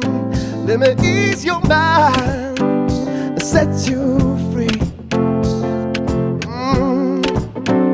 I got a good feeling it's gonna be a great day. I'll give you what you need to put the past away. Now let's spend a little time. Let me ease your mind and set you free. Yeah, yeah. Cause there's no else I'd rather take. And there's so much more that we will make. We keep moving on, pushing past. We can let love last. One trip at a time, I'm gonna make you mine. One trip at a time, I'm gonna make you mine.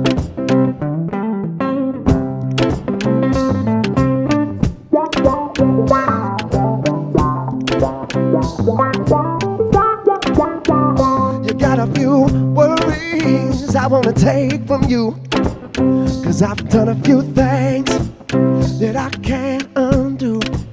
But one step at a time, we'll leave it all behind. Find where we're headed to. And every little moment and everything we do, every little journey I wanna take with you. But one step at a time, we'll leave it all behind, find where we're headed to. Ooh, because there's no one else I'd rather take, and there's so much more that we will make. We keep moving on and pushing past. We can let love last. One trip at a time, I'm gonna make you mine. One trip at a time, I'm gonna make you mine.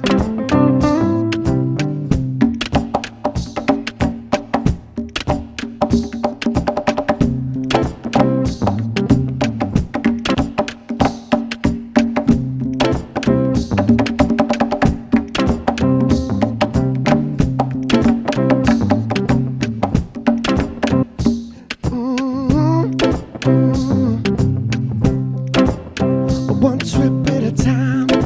I'm gonna make you mine. One trip at a time, I'm gonna make you mine. One trip at a time, I'm gonna make you mine. One trip at a time, I'm gonna make you mine. One trip at a time, I'm gonna make you mine. Say one trip at a time, I'm gonna make you mine. One trip at a time, I wanna make you mine. That one's called One Trip at a Time. Well, big shout out to Terry Banish and the whole crew for making this happen and working with what we got in these difficult times. This one here is one of my favorite songs.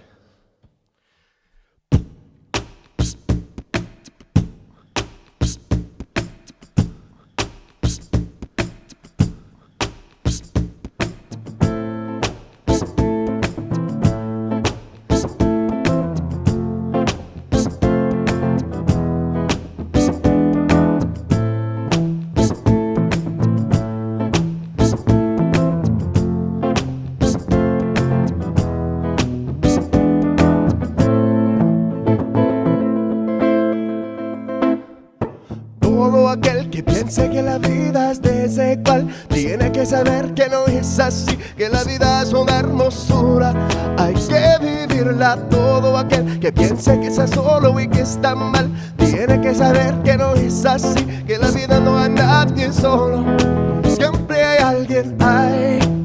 No hay que llorar, que en la vida es un carnaval y las penas se van cantando. Oh, ay. No hay que llorar, que en la vida es un carnaval y es más mejor vivir cantando.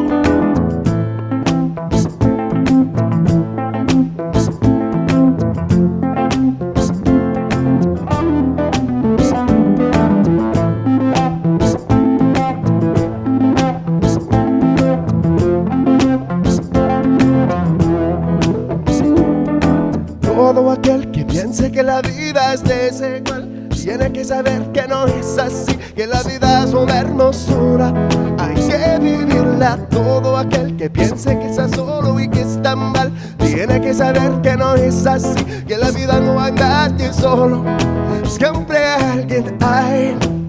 No hay que llorar, que en la vida es un carnaval y las penas se van cantando. Oh, ay. No hay que llorar, que en la vida es un carnaval y es más feo vivir cantando. Ay, no hay que llorar, que en la vida es un carnaval y las penas se van cantando. Oh, ay, no hay que llorar, que en la vida es un carnaval y es más feo vivir cantando.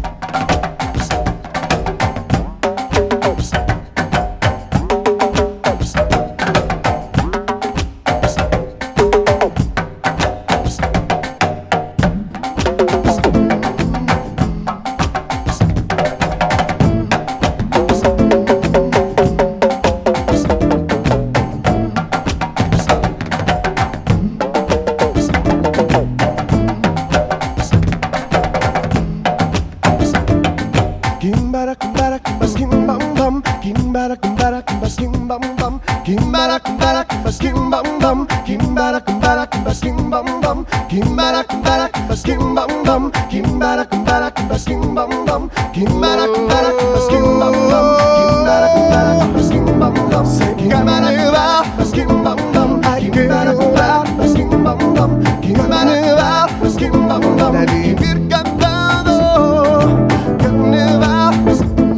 Hay que llorar. Donde vivir cantado.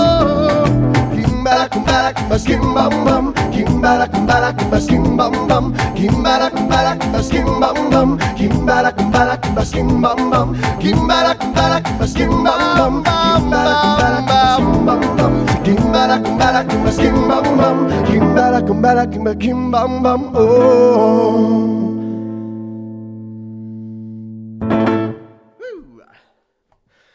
Well, thank you so much again for joining me here at Brew at the Zoo, the virtual edition. And hopefully we'll see you guys again next year. Thank you so much for all the support.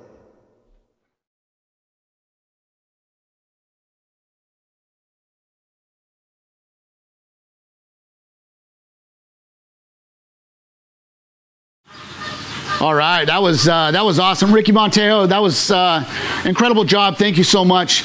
Let's see if you guys liked him. Make sure you guys can send him a tip his way. You could tip him through his Venmo. It's at Ricky Montejo. That's MONTIJO,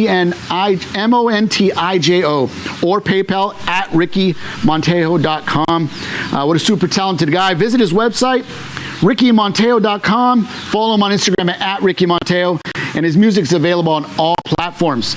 We are getting back to drinking. We're gonna go to South Slow County, okay? So we're gonna start with Santa Maria Brewing. We're gonna go then to Slow Brew, Liquid Gravity, and then Central Coast Brewing. All right, those 4 in a row. So get those beers ready. This segment is brought to you by CCPN. South San Luis Obispo segment is brought to you by these guys. Coastal Communities Physician Network. For over 14 years, Coastal Communities Physician Network has set a standard for excellence in healthcare that promotes wellness and preventative medicine to the residents of San Luis Obispo County. All members of CCPN can access full range of services and programs, in addition to over 60 primary care and 150 specialty providers. CCPN, your community, your choice. You guys ready to get to drinking? Please bear me. We start San Luis Obispo County with Santa Maria Brewing Company, based here out of Atascadero. This is our only blonde today. It's a Double Eagle Honey Blonde. Let's go. Let's hear from Renee and Jackie on this great beer.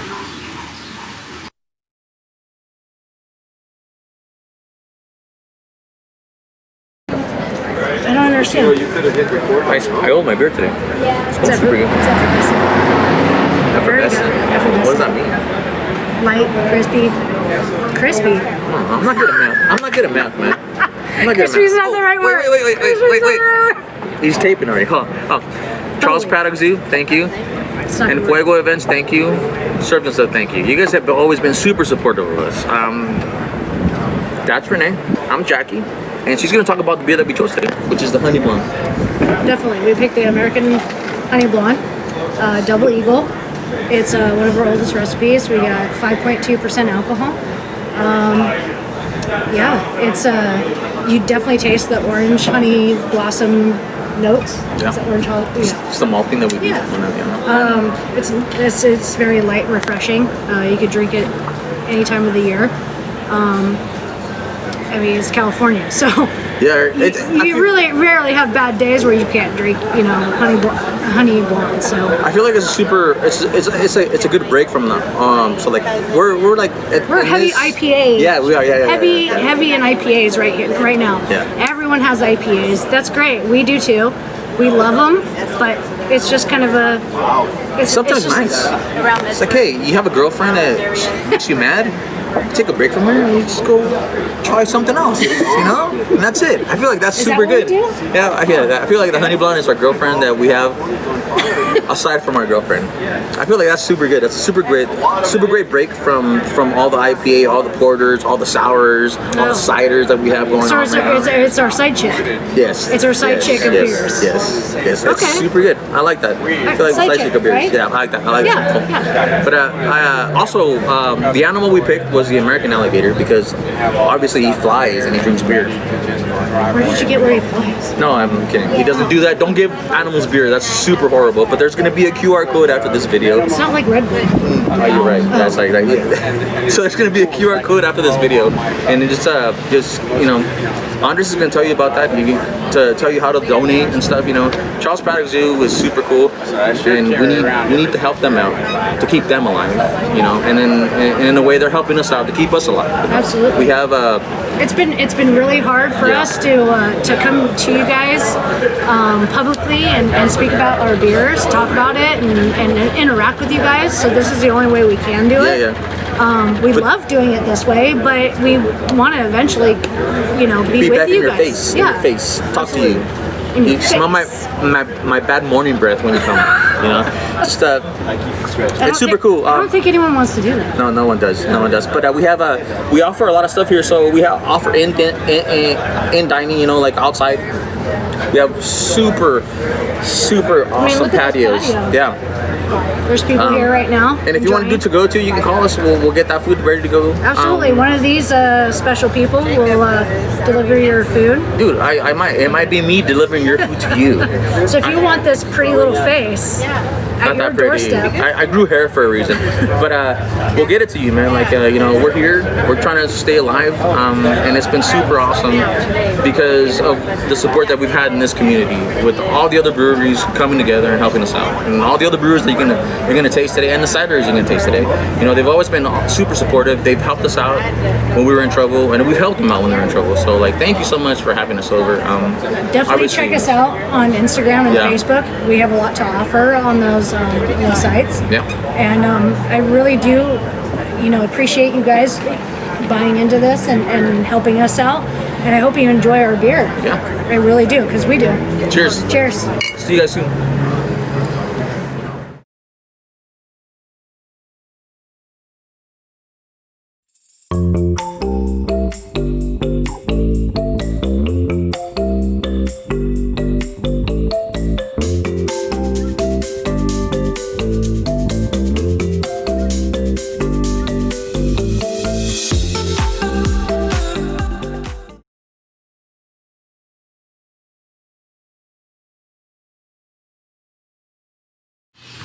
All right, man, that's another light beer that I could kind of sip on all day, and I hope you guys enjoyed that golden, or it's called the Double Eagle Honey Blonde. So I just actually had a chance to check out their new location in Atascadero. It's a beautiful, brand new location. It's huge. It's a great spot for you guys to go and enjoy. They have 2 huge outdoor spaces that you guys can sit in. They got some new televisions that they put out. Their menu is really good. It has a little bit of everything.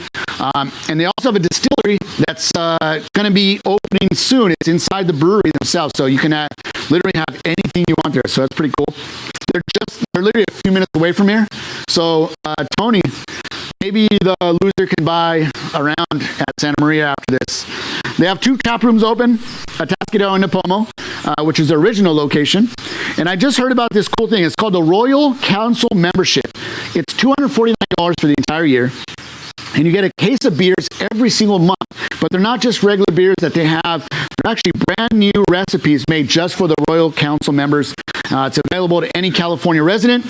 And it works out to less than $1 a beer. So that's a killer deal if you guys like their beer. You can sign up on their website. That's santamariabrewing.co. And that is .co, not .com. And just click on Royal Council. Follow them on social media at Santa Maria Brewing Co. And again, shout out to Renee for always coming back and doing these events for us. So, next up, we got a new beer. Bear Me. Thank you very much. We're going to Slow Brew, based in San Luis Obispo. This is, I can't wait to try this. This is a pink lager lemonade. Take it away. It's at 4.4% citrus lager. Let's see what these guys have to say about it.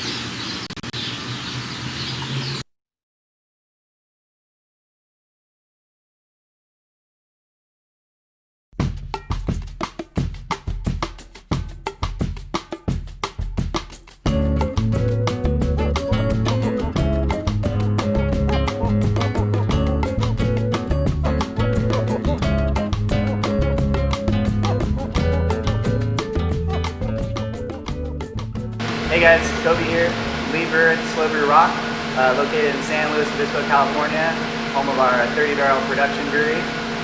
Today we have our pink lemonade lager. It's a nice, crisp lager that's packed full of a bunch of strawberry and citrus.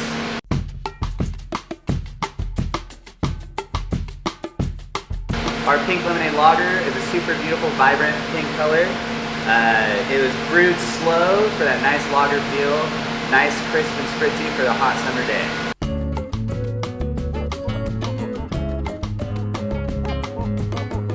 Our pink lemonade lager is now available at stores all across California, or you can go online to slowbrew.com/shop and have it delivered right to your door.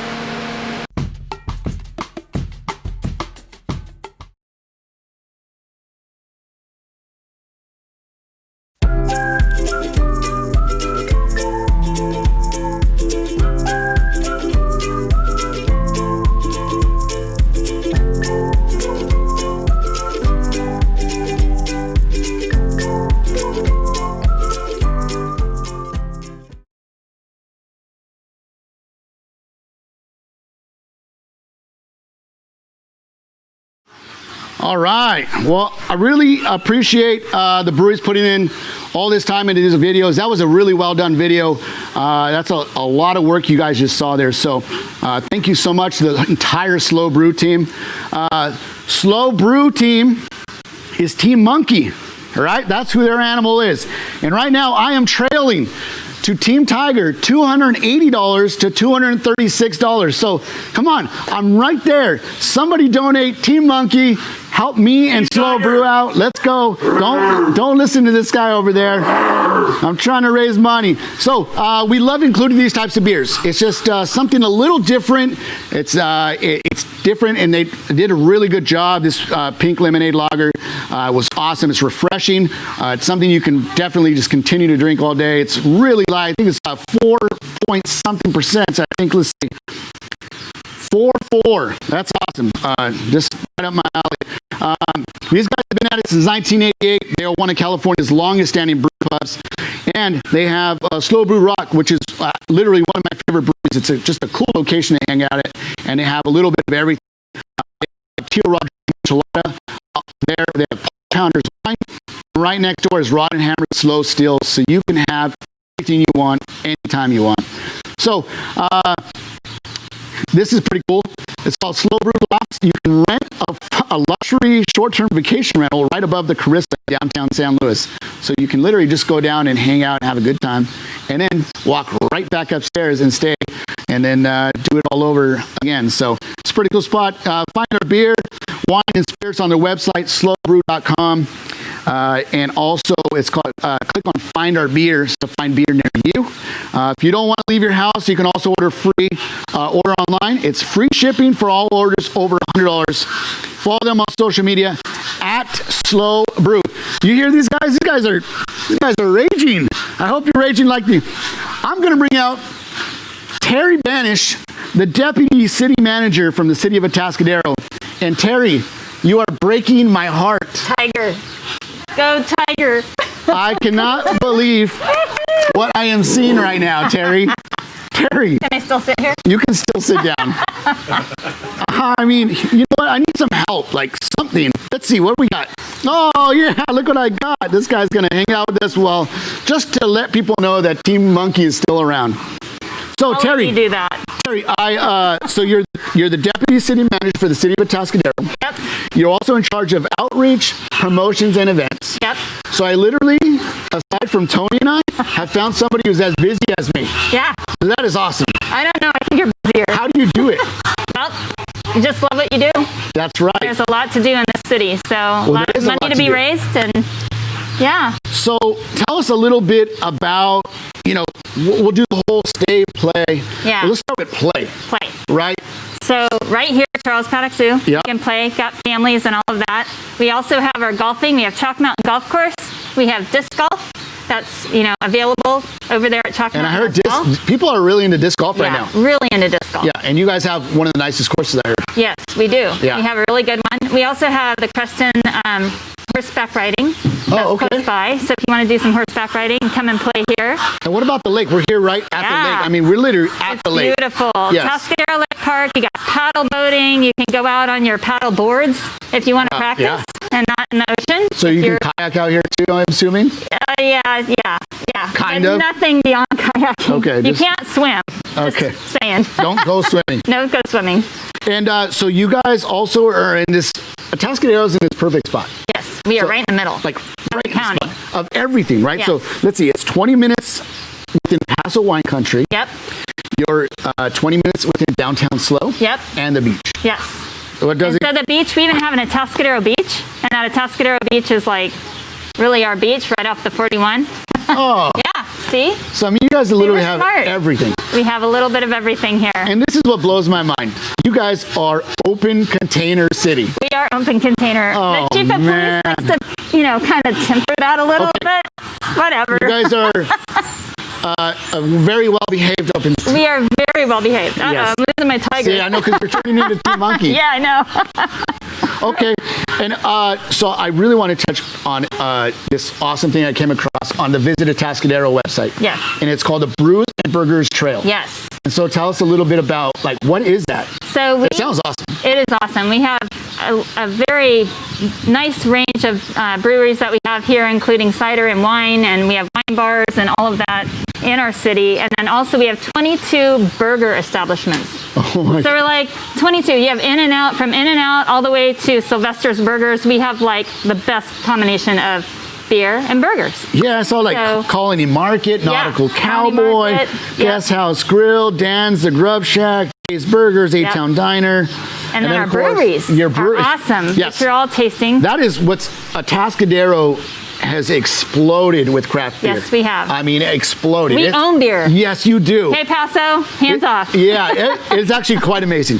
So you guys had Tent City, right? Yep. Tent City Brewing. Then there's Dead Oak. Dead Oak. Then you have Dunbar, Yep. who's just came into town. Santa Maria, a brewing company just came into town. Exactly. Wild Phil's Brew House, who we're going to try a little They bit are later. awesome. They are awesome. And then you also have Bristol Cider House. Yes, Bristol's is amazing as well. And that's just your craft breweries. You have some brew pubs, Street Side Ale House, the Racketeer Room. Yep. That guy's got amazing selection of craft beers. Yes, he does. That's what I would call a craft beer haven. Yeah.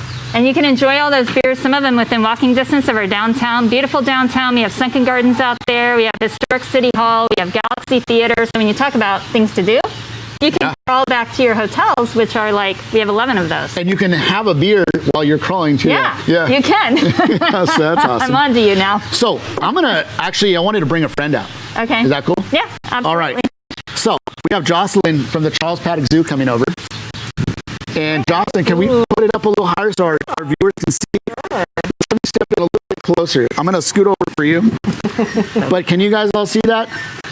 That is Walter, right? Yes. This is oh my gosh. Walter. We have a Walter out there listening, I think. Yeah. And so tell us, what is Walter? So Walter is a blue-tongued skink. Awesome. And these guys are kind of awkward little lizards. You can see his short little stubby legs, so he's not a snake. But you can also see his little chubby body, and he's got the cutest little waddle. And you said he's little. He doesn't look like a little lizard to me. Oh, well. How big? So is this, how big is he? This is full grown. Full grown. And how big is that? I don't know. He's probably about a pound, maybe. Okay. Yeah. So I noticed this cool blue tongue coming out. Yes. And what is that? Why is this tongue blue? So it's one of his defense mechanisms. Okay. It kind of imitates what a venomous animal would look like. And you see that blue tongue and you go, oh my gosh, Scary. I don't want to eat that. Okay. And so he'll open his mouth up, stick out his tongue, and he'll make this hissing noise. So I don't want Walter to hiss. You do not. That blue tongue's scary enough. Yep. And then I wanted to know, where exactly is Walter from? Walter is from Australia. Okay. Yes. And this is part of a really cool thing you guys do. This is part of your educational program. Yes. And so what exactly do you guys do with the educational program? So we call them our animal ambassadors. Okay. Kind of represent their species. Awesome. And so, Walter's a really awesome example of that. These guys are most commonly seen as pets. So, one of the things that we can teach people is responsible pet ownership. Okay, great. Yeah. And I noticed he got these holes on the side. Are those ears? These are his ears. Okay. Yeah. So they live in like burrows or like dead tree logs. And so if he's digging, obviously you don't want dirt in your ears. Yeah. And so they kind of face backwards. So that way he doesn't have them occluded. Man, these guys are built He's for... very built. They're very hardy. Yeah. He likes me better, by the way. Well, hold on. That's what we were going to ask. Is Walter... Hold on. Jocelyn, do you think Walter is Team Tiger, who already has a lead, and Terry came out in the Tiger outfit, or do you think Walter is hanging out with me in the monkey? He whispered to me earlier, he's totally Team Monkey. Yeah! I don't know why. Why is that? He loves fruit. Oh, he loves fruit. Okay. Monkeys. So we got one animal co-host has been Team Tiger, and the second one has been Team Monkey. We love it. Well, Jocelyn, stick around real quick because you're going to help. Both of you guys are going to help bring in our next beer. So I got a glass for you here, Terry. Thank you. And we're going to move this over. 2018 glass. Can you bear us? All right, so we're heading over, all three of us. We're going to do Liquid Gravity. This is I'm going to let you pour your own, Terry. Thank you. And this is Liquid Gravity out of San Luis Obispo. These animals behind us are a little precursor as to what's about to happen. So, Liquid Gravity, this is their algae IPA. Take it away. This is a fun one. You guys are going to enjoy this. It is. Enjoy. Walter, cheers. Thank you for so much. Cheers.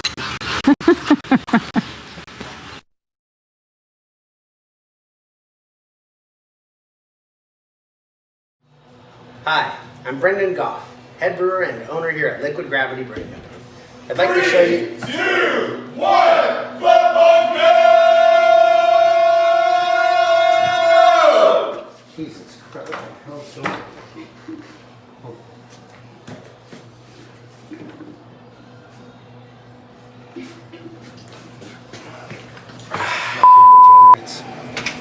Well, welcome back. I'm not sure exactly what happened over there in our flamingo print bathroom. Things do tend to get a little weird here at the Gravity Brewing Company. I don't know any of those people, so I in no way associated any. So I'm here to tell you a couple things about the beer that we'll be tasting, and also the flamingo, which is our animal here that we want to teach you a little bit about. So we'll start with the beer. Liquid Gravity IPA is our flagship West Coast IPA. It is a modern interpretation on the kind of classic West Coast style. It's got a firm bitterness, but it really doesn't weigh heavy on the palate. It's crisp, it's refreshing. There's a lot of tropical notes, and there's citrus, and there's pine. There's this really dynamic hop character that comes through with this beer. And the most important thing is that we deliver it fresh. And so we work really hard to make sure that when it goes to market, that everybody's able to try this beer the way that we intend them to try it. And so I'll taste along with you here.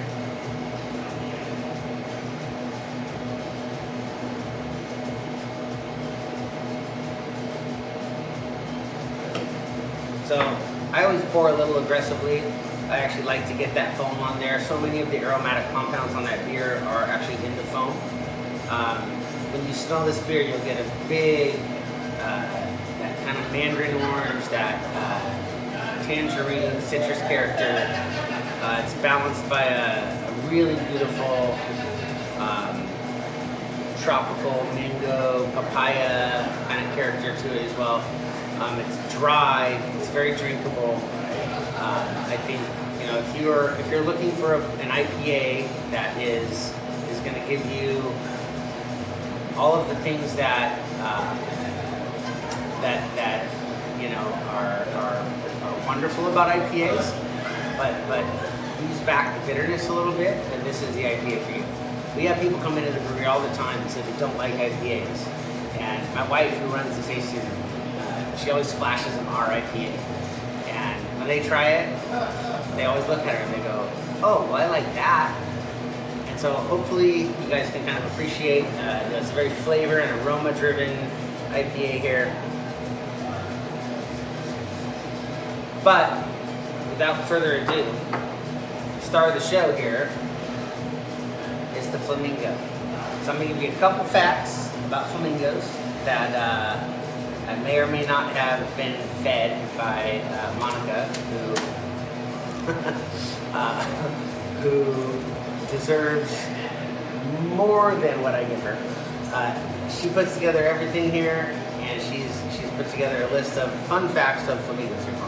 So if I don't butcher them, I'll try my best here. So flamingos stand on one leg, not two, but just one, and they do it to preserve body heat.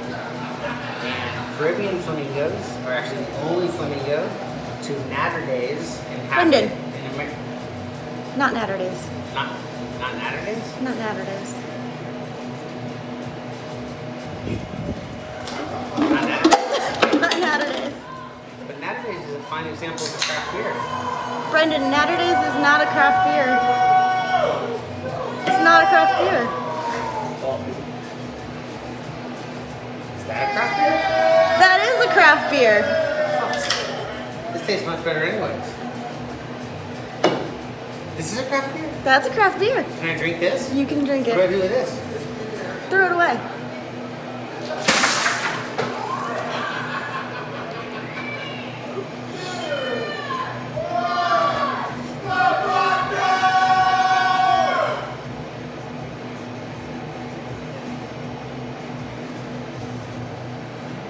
Hey Brendan. Yes. What's a group of flamingos called? They're called the flock, or flamboyants. They're flamboyants? I think we got our flamboyants right behind us. This is the flamboyants.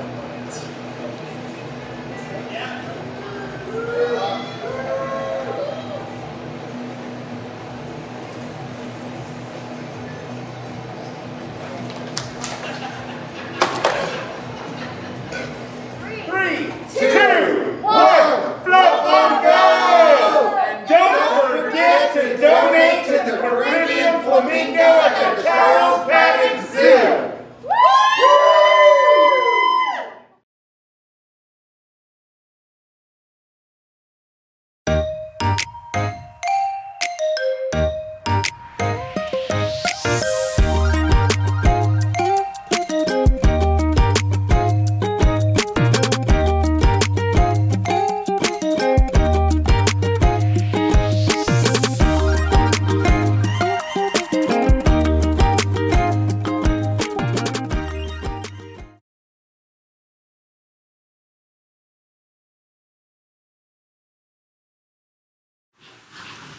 Oh, man, that was a good video. I hope you guys all love that video, and I hope you guys all record that and put it up on your stories and tag those guys, because that was incredible. So, the Caribbean Flamingos, who are all behind me, got some incredible love, so make sure, give it up for Brendan and his team over there, and their flamboyance over at Liquid Gravity, and go ahead and donate, and put it in the Caribbean Flamingos name. That is one heck of a job. You know what I'm trying to find out is, how does Brendan and I laugh through that entire video? Because those guys are raging in the big behind him, and he's just in front, just talking to us and telling us that was incredible. So tag those guys at Liquid Gravity Brewing Co. I still haven't been able to check them out because 2020 hates us, but they're on the top of my list. Brendan's an amazing brewer, and this IPA is crazy good. Clear beer is still a thing, and I promise you, so all you West Coast IPA lovers out there, I know you enjoyed this one. So great job. They got a cool Crypt Keepers Ball coming up on October 8th, where they'll be releasing the newest batch of their Pale from the Crypt. So they encourage you to dress to impress with your best costume, and you have to make a reservation, and you can do it to the website liquidgravityandbrewing.com. Click on shop. They're located in San Luis and are open. And you can also order beer to go, and they ship anywhere in California. Thank you, Monica, out there, for wrangling up your flamboyance and having this one dialed in. Again, check them out. And I can't believe they have a flamingo wallpaper in there, the restroom. That's pretty awesome. Social media at Liquid Gravity Brewing Co. All right, let's do it again. Barry. Thank you very much. And guess what this is? This is the Three Amigos West Coast IPA, again from Central Coast. And it's another beer alert, new beer alert. Woo-hoo! That's right. New beer alert. So, take it away. Let's hear about the Three Amigos.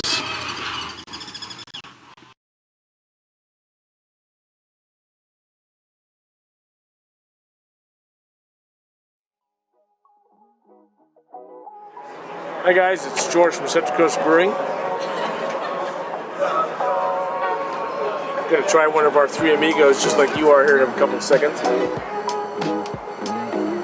So this is a West Coast IPA, brewed here at our headgear location, patio, open seating, outdoor seating in the back. And one of the things we've done here for 22 years at either one of our locations is we've made beers that we want to make. By making beers that we want to make, we make beers that you want to drink, hopefully. And Three Amigos is certainly one of those. Three Amigos are our three brewers, Greg, Skyler, and Eric. And Eric's going to tell you a little bit about the beer here in a second. But what they have done is they've collaborated together to make a beer that they wanted to drink between our Monterey Street Pale Ale and Lucky Day IPA. As part of our Brew at the Zoo, virtual reality here, we're going to bring you a beer that I would want to drink on a nice summer evening in Atascadero. And that's what we try to do, is we make beers that people want to enjoy with friends, with people, by themselves, whatever, with the spotted or the hooded owl. Just, enjoy the time that you're spending with your beer. And we've done that for a long time. And without the socialness of the beer, beers are just beers. And beer is a social animal, just like the animals in the zoo. They like to be seen by the people that would never see these animals in the wild. Thanks for coming. We'll see you soon here at Central Coast Brewing. Hello, my name is Eric. I'm one of the brewers here at Central Coast Brewing. I'm here to talk about Three Amigos IPA for Brews in the Zoo. So, when we went about making Three Amigos IPA, we wanted to do something that we would all enjoy as brewers, and what we like in a beer is balance and drinkability, and this beer, we think, has a lot of both of those things. So 6.5%, which makes it nice and drinkable. Bitterness isn't too high, too low. It's a great hop profile in the nose, so it comes across as a very pleasant drinking experience for an IPA. It's something you can drink too, which is another thing that we like about it. So what you can expect is lots of cantaloupe, lots of white peach, some citrus like orange on the nose, great malt backbone, and like I said, easy drinking, not too bitter, and just a great easy drinking beer for hot days, cold days, whatever the weather is. So hope you guys enjoy it. Enjoy. Cheers.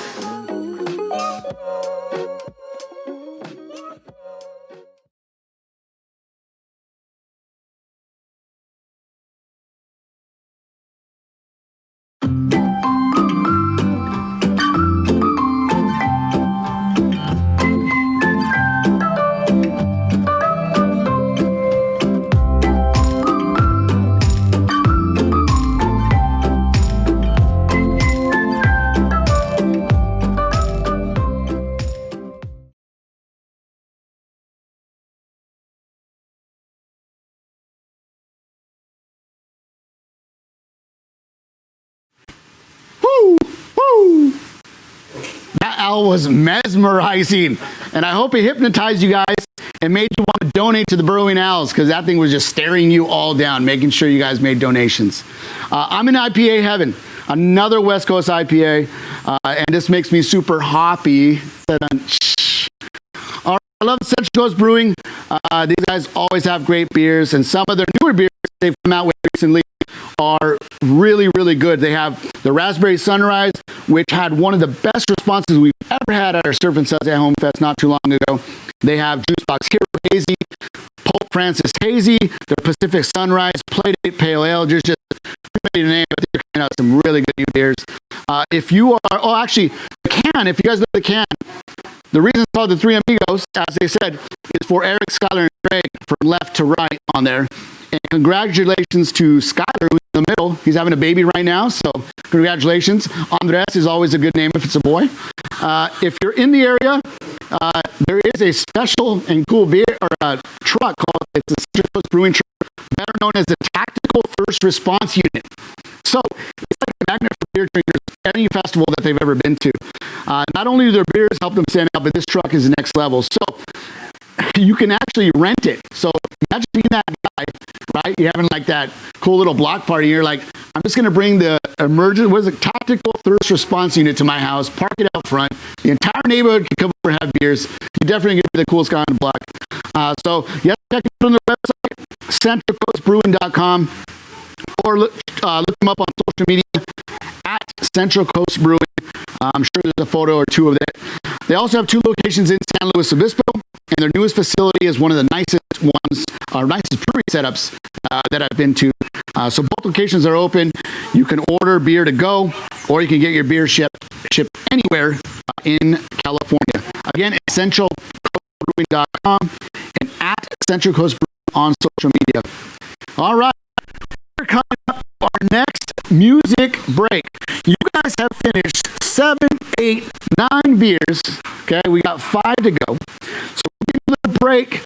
Choose any of these ones that you guys loved. Sip on it.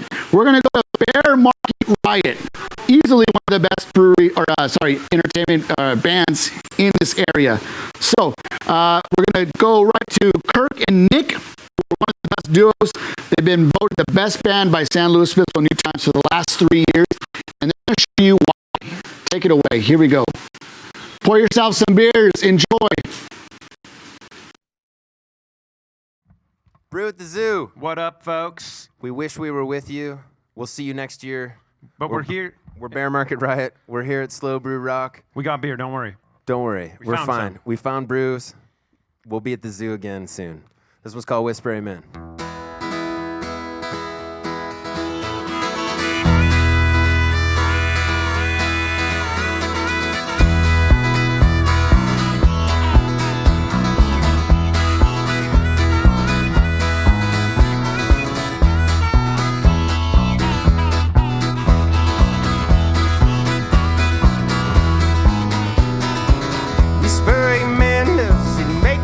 Alright, drop to your knees, ask forgiveness tonight. You see that rope, it ain't long enough to sugar, and not long enough to fray. This heart's torn up, this rat race we're running, barely holding like it did. My tunnel's gone, man, heaven is a world away. Oh baby, what's you heard? Darling, some of us grow up, but some of us just keep getting older. Yeah. Well, which way to believe? Is it you or is it me? Are we halfway filled up, are we halfway back to empty, baby? Don't you ever let them shake your faith down. Girl, don't you ever be ashamed. No, no. Darling, some of us grow up, but some of us just keep getting older. Which one are you? Well, as it gotten colder, what happened to that angel on your shoulder?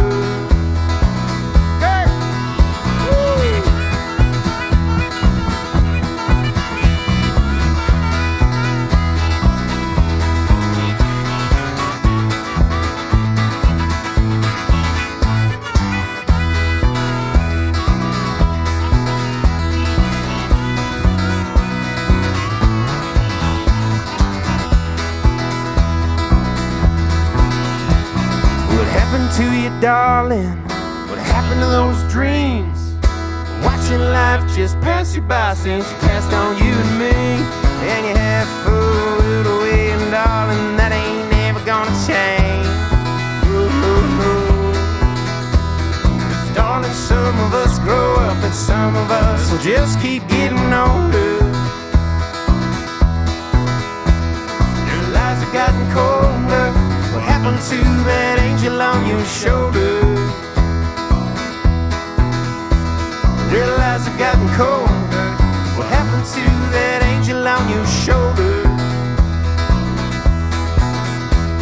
Your lives have gotten colder. What happened to that angel on your shoulder?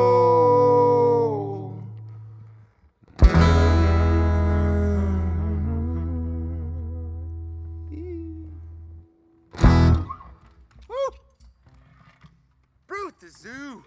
Big thanks to everybody in Atascadero. Big thanks to Brew at the Zoo for always having us out.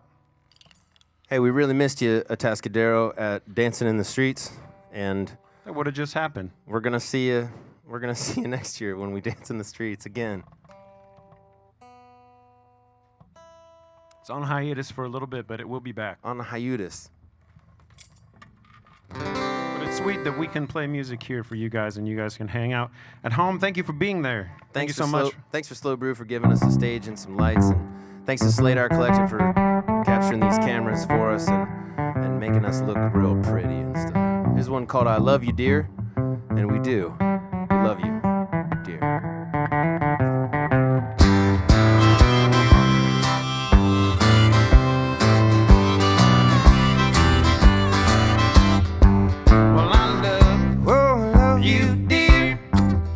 You just can't hang around here, 'cause I've got a lover who's coming over, so go ahead, save your tears.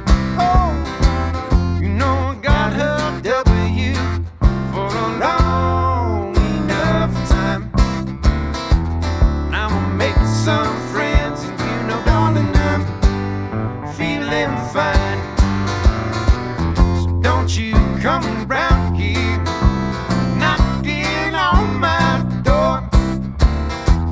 especially when I know damn well you're looking for more. Yeah, yeah, yeah.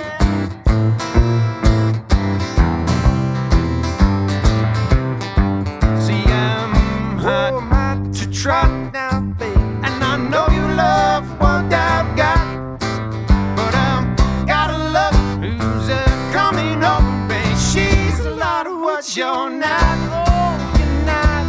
You know you had every chance when you had your time.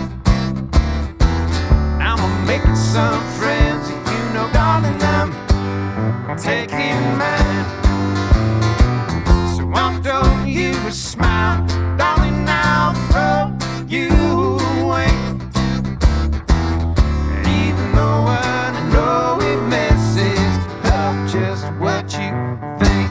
Yeah, yeah, yeah.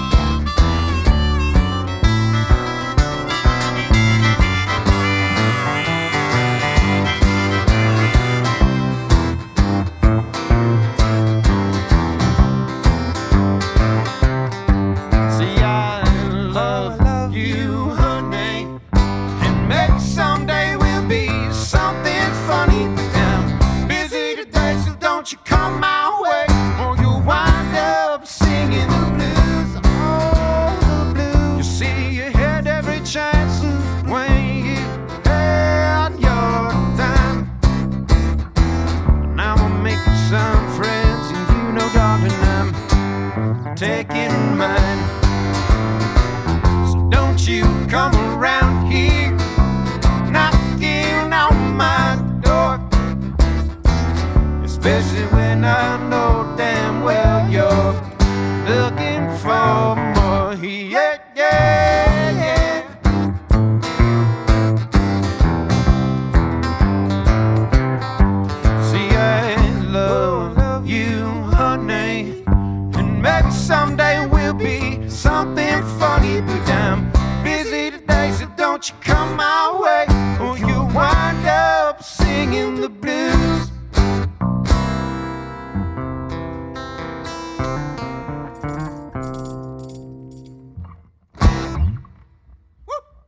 jazz hands.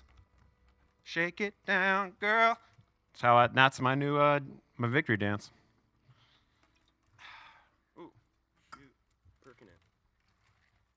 If you're having a good time, we're called Bear Market Riot. If you're not having a good time, get out your seats, dance a little bit. I promise it helps. I have no doubt that this is delicious, but pink lemonade lager definitely sounds like the softest lager in the game. It's got to be the softest. You want lager in the sultry game. lager? It's pink lemonade lager, Pink baby. lemonade lager for you. Brew at the Zoo. This brew's for you. Pink lemonade, pink lady lemonade lager. It is refreshing. I was parched. Yes. I'm doing the hazy honey blonde from our friends at Slow Brew. We could say not a sponsor, but that's clearly not true. That's not true. They sponsored us. Big thanks to everybody Sponsoring you here the at Slow Brew. at the Zoo. Thank you, Rustin. Thank you, Jay. This is a song called Malt Liquor Blues. And Kirk told me Thank you, recently Ryan. that any beer over 6% alcohol is considered malt liquor. It's not a beer anymore. Are White Claws malt liquor because they're malt beverages? Yes. Okay. But they're only at 5%. I also read an interesting article today that a White Claw hangover is more intense and painful than wine or beer. Well, that sounds terrible. Here's Write a song. that down, ladies and bros. That's a cheers to that feeling.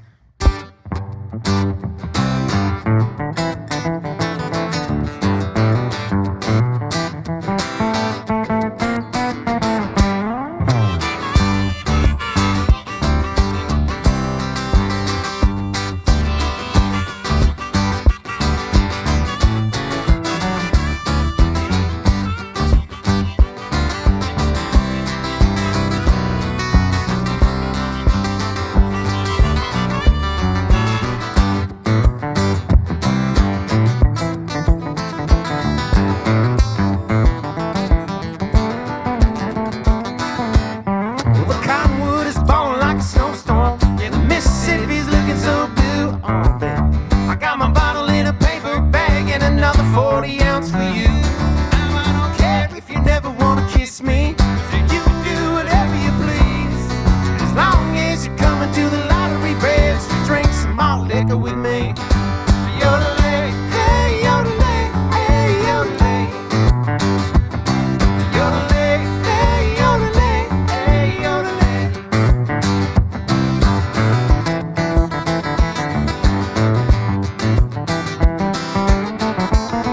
Well, now I want you, my girlie, by the nightlife. I said, I want you, girlie, shoot pool.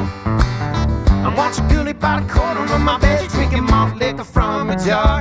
And now when my earthly trials are over, I want you to bury me with my band.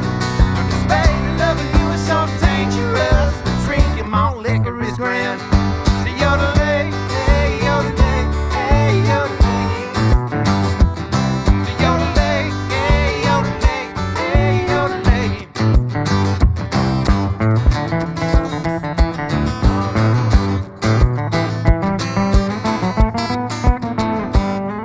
Some people like the taste of whiskey. Some people like the taste of rum. I like both. For 89 cents and by the corner store, there's no better way to get your job done. Well, I drink my liquor in the springtime. Said I drink my liquor in the fall. Policeman put me in the county jail. I don't drink no malt liquor at all. So yodelay, hey, yodelay, hey, yodelay. So yodelay, hey, yodelay, hey, yodelay. Well, ladies and gentlemen, this is a live moment. Nick's broken a string, and you Broken know what string, that means. y'all. You got to get another one of those beers. You got to drink your whole beer and get another one. So get ready for your next tasting. That's the rules. Thank you to all of the breweries who sent out tastings to our listeners. And thanks to Brew at the Zoo. We wish we were with you next to the Red Panda. That's where we were last year, So right? cool. Anyway. That was so cool. Thanks so much for having us. Terry Benish, thanks for running a great crew. Thanks, Terry. Everybody, thanks for having us. We're Bear Market Riot. Bye, guys. All right, Bear Market Riot, always doing a fantastic job. Those are another people that are supposed to do this event live, so thank you guys for doing that amazing video over there at Slow Brew. And Big shout out to the Red Pandas. You guys are going to see them in a little while. Cool little video we have for them. So if you love these guys, tip them. Venmo is at Bear Market Riot, or their PayPal is at bearmarketriot.com. Their music is available on SoundCloud, Reverb Nation, and Bandcamp. And make sure you follow them at Bear Market Riot. We're going to show you this cool little 15-second clip. And take it away, Tony.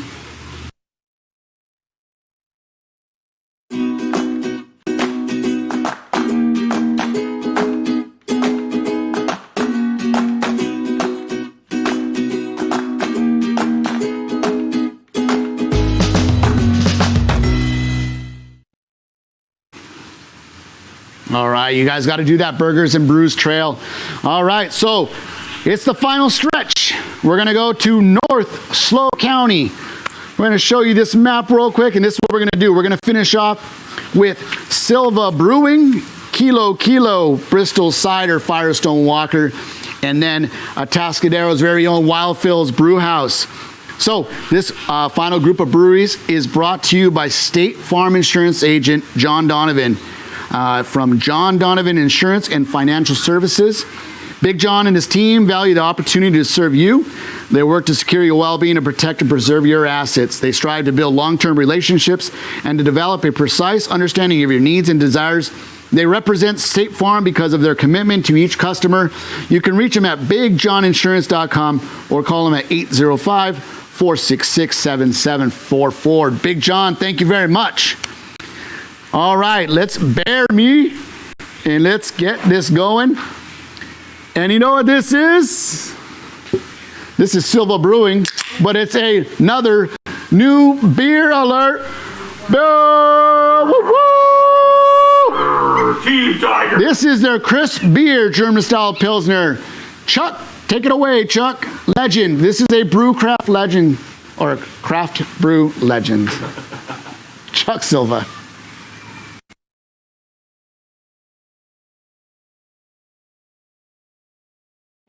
Hello, I'm Chuck Silva, and I'm coming to you live from Paso Robles, California, outside Silva Brewing.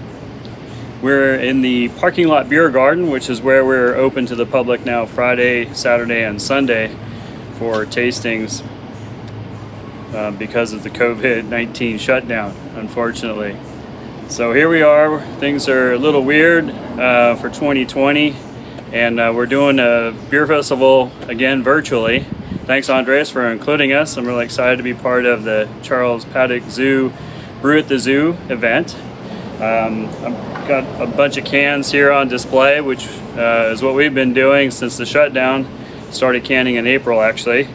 And we've got a new release to share with you, which is really exciting. We brewed it previously. This is our second time around because we enjoyed it so much.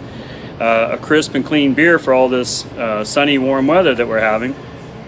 Affectionately called Crisp Beer. A German-style Pilsner, all German ingredients, Weirmann Premium Pils, extra pale color, German Hallertau Mittelfrüh for just a wonderful, beautiful, noble hop character, Augustiner, lager yeast, and our house RO water, reverse osmosis, for a nice soft water profile. So, let me crack one open and enjoy it with you.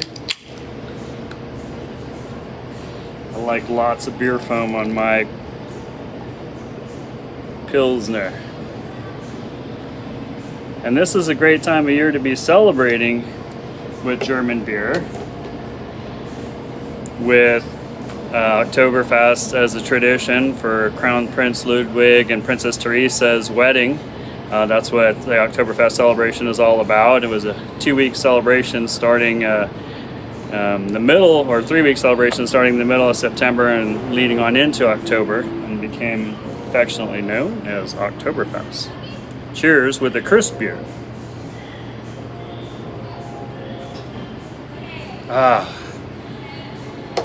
Hope you enjoy that one as much as I do. I can't stop drinking that one. So here we are in Paso in our 4th year, surviving the COVID shutdown.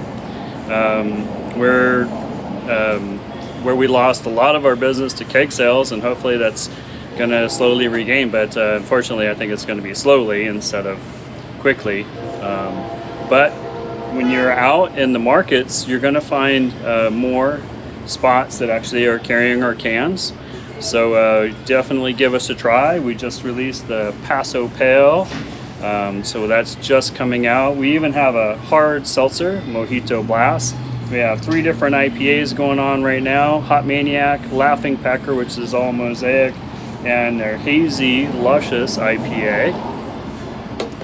But for today, you get to enjoy the German beer. So actually, the COVID-19 was kind of a catalyst for us to make that beer.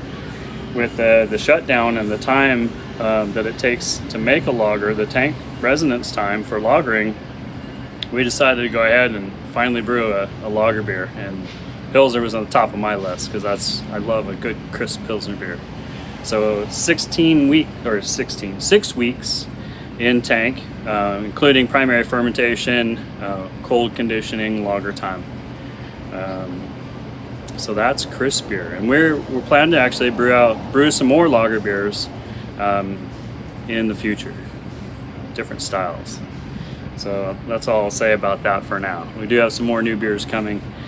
We still do curbside Wednesday and Thursday. I mentioned that we're open Friday and Saturday and Sunday. We do curbside Wednesday through Sunday as well. So you can order online and get your curbside. I did want to mention, because this is the Brew at the Zoo event, our spirit animal is the tamandua.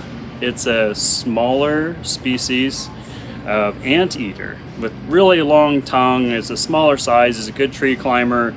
And when you're out supporting the Brew at the Zoo event, think about the anteater that eats thousands of insects in a day, up to 9,000 ants in a day it can eat.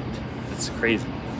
But so Silva is partnered with the tamandua, and he's our spirit animal for this festival. Cheers from Silva Brewing for the love of beer.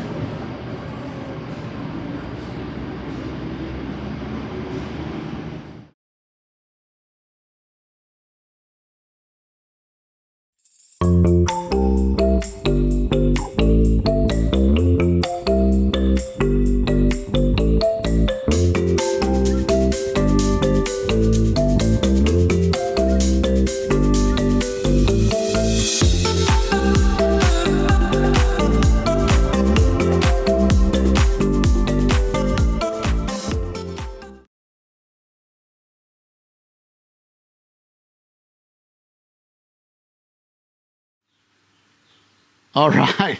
The tamandua is solid, just like Chuck Silva. We are absolutely lucky to have Chuck Silva here on the Central Coast. It's really special to be able to just go into his brewery and have a beer that's made by him. He was at Green Flash for 11 years before fulfilling his dream, or a dream of his, and starting his own brewery along with his wife MJ right here where he grew up. And so Silva Brewing is located in Paso Robles, behind the Poorhouse, and they focus on delicious small batch beer. As you saw in the video, he's got a wide style of craft beers that he just started canning, so you can actually take his beer to go now. They have pales, IPAs, stouts, saisons, which are my favorite, and I can't get enough of. Kolsch's, alt beers, kettle sours, and now this Pilsner that you guys are holding. I'm an absolute fan of this beer. It's really good. It's perfect. I love the name crisp beer because it is really a crisp beer. I said it earlier, but man, I really enjoy a good Pilsner or light beers or Kolsch lagers. This is kind of where I'm at right now. And a lot of you guys out there, I know you guys are IPA guys, so we have a plethora of that, but this is great to have these inside too. So they're open for curbside pickup Wednesday through Sunday, and their beer garden is open Friday through Sunday. Check their website out for more information at silvabrewing.com, and follow them on social media at Silva Brewing. Again, Chuck Silva, absolute legend. Thank you for doing this. I appreciate it. And that was amazing special. So we are going to go to our next beer. So please bear me. All right. So next up, is Kilo Kilo Brewing. And you know what this is? Another new beer alert. Woo woo! Team Tiger. This is a fairly new brewery also, and they get the best beer name prize. This is Doobies and Breakfast Burritos Hazy Pale Ale. I can't wait to find out more about this one. Take it away.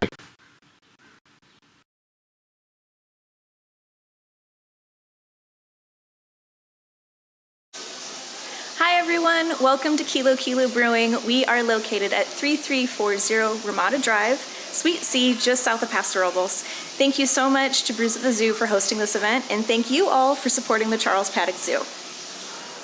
Hi guys, so here we are at the Charles Paddock Zoo with Big Boy and Big Lady over there in the back. Big Boy's making his way over to a little treat. These are the two Aldabras Madagascar giant tortoises, second largest tortoise in the world. There he is, man of the hour, weighing in at 420 pounds.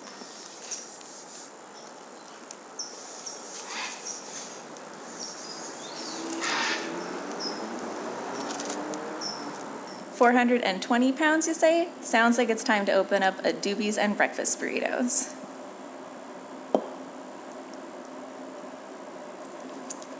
So this is our hazy pale. We call it Doobies and Breakfast Burritos for our friend and local winemaker Tyler Russell. Every time Tyler is creating a new wine, he lives on a strict diet of Doobies and Breakfast Burritos. It's loaded with Citra and Mosaic hops, giving it that nice balanced tropical flavor.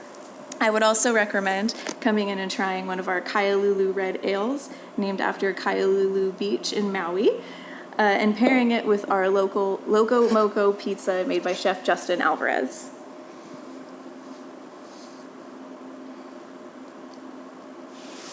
And here is the newest addition to our menu. It's the Dole Whip float with Milk Shaka Tangerine. So we are open right now for to-go crowlers. We're also serving our full Hawaiian style menu out on our new beer garden, where dogs and well-behaved children are always welcome. If you're feeling social but you can't make it up to the brewery, we are online, Facebook and Instagram at Kilo Kilo Brewing. Hope you guys are enjoying your Doobies and Breakfast Burritos and all the fantastic beers that you're getting to try today. Let's see one more clip of Big Boy. And don't forget, you guys can also go to Charles Paddock Zoo online and become a friend or best friend of the tortoises.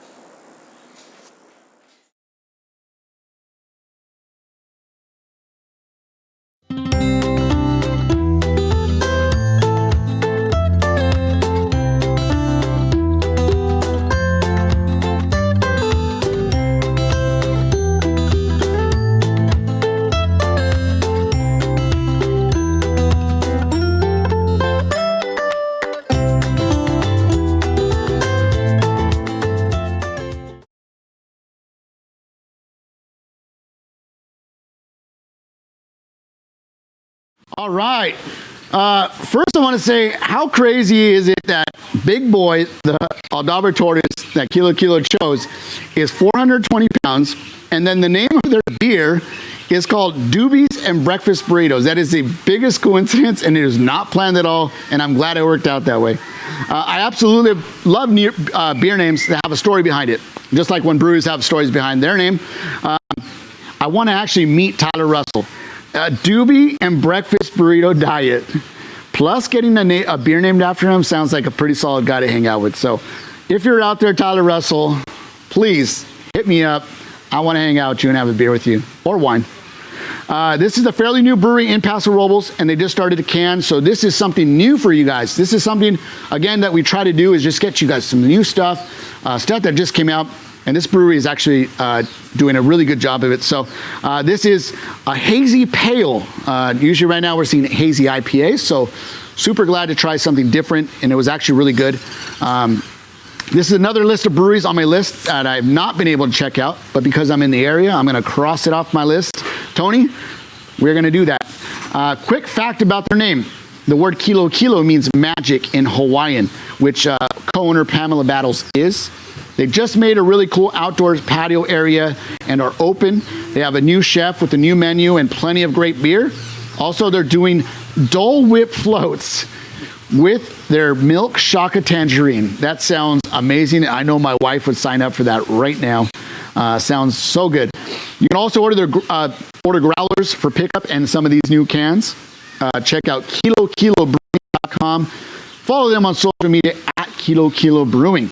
All right, so we have a special guest coming on now. We have Alan Baker, the director of the Charles Paddock Zoo, joining us. So I gotta have you try some of this beer, Alan. So I'm gonna let you pour yourself a beer. Look at all that. Oh, that was a bad pour. So Alan, thank you for joining us. My pleasure. We appreciate it. Always show up for a beer. So Alan, so do you have a favorite beer style or cider? Yeah, I actually like some of the, the darker beers, but I also like some of that one golden beer. Kind of sounds pretty good too. So the blonde. Blonde, yeah, the blonde, yeah. Yeah. That sounds pretty good. I think I'm going to try that out. Yeah. So Alan, you're the director here at the Charles Paddock Zoo. It's an accredited zoo, and there aren't many. So what exactly does an accredited zoo mean, and how does that work with becoming accredited? Well, the accreditation process is incredibly intense. It takes about a year to go through the process. Oh, wow, okay. They cover everything. Teams come here. They crawl through the whole zoo. You have to fill out all this paperwork. We're inspected. Pretty much, they ask us anything about everything we do, our vet work, our diets, our nutrition, the whole thing. And it's really recognized, and even places like the California Department of Fish and Wildlife consider AZA accreditation as the gold standard of animal care. So it really puts us a cut above all these other places that get to call themselves zoo. Absolutely.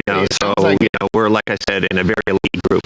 And so because you're accredited, the goal is or your priority is conservation and saving animal species from extinction. And how do you guys go about doing that?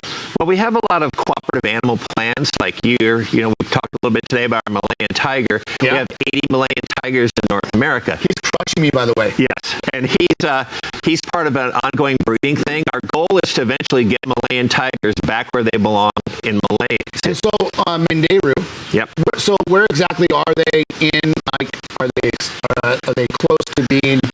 Well, I know there's several different styles of, I guess, conservative, or what they call conservation statuses, right? Okay, so where is he? They're endangered. Endangered. Yeah. And what is that exactly? What does endangered mean? What that means is they're kind of an imminent threat of going extinct. Wow.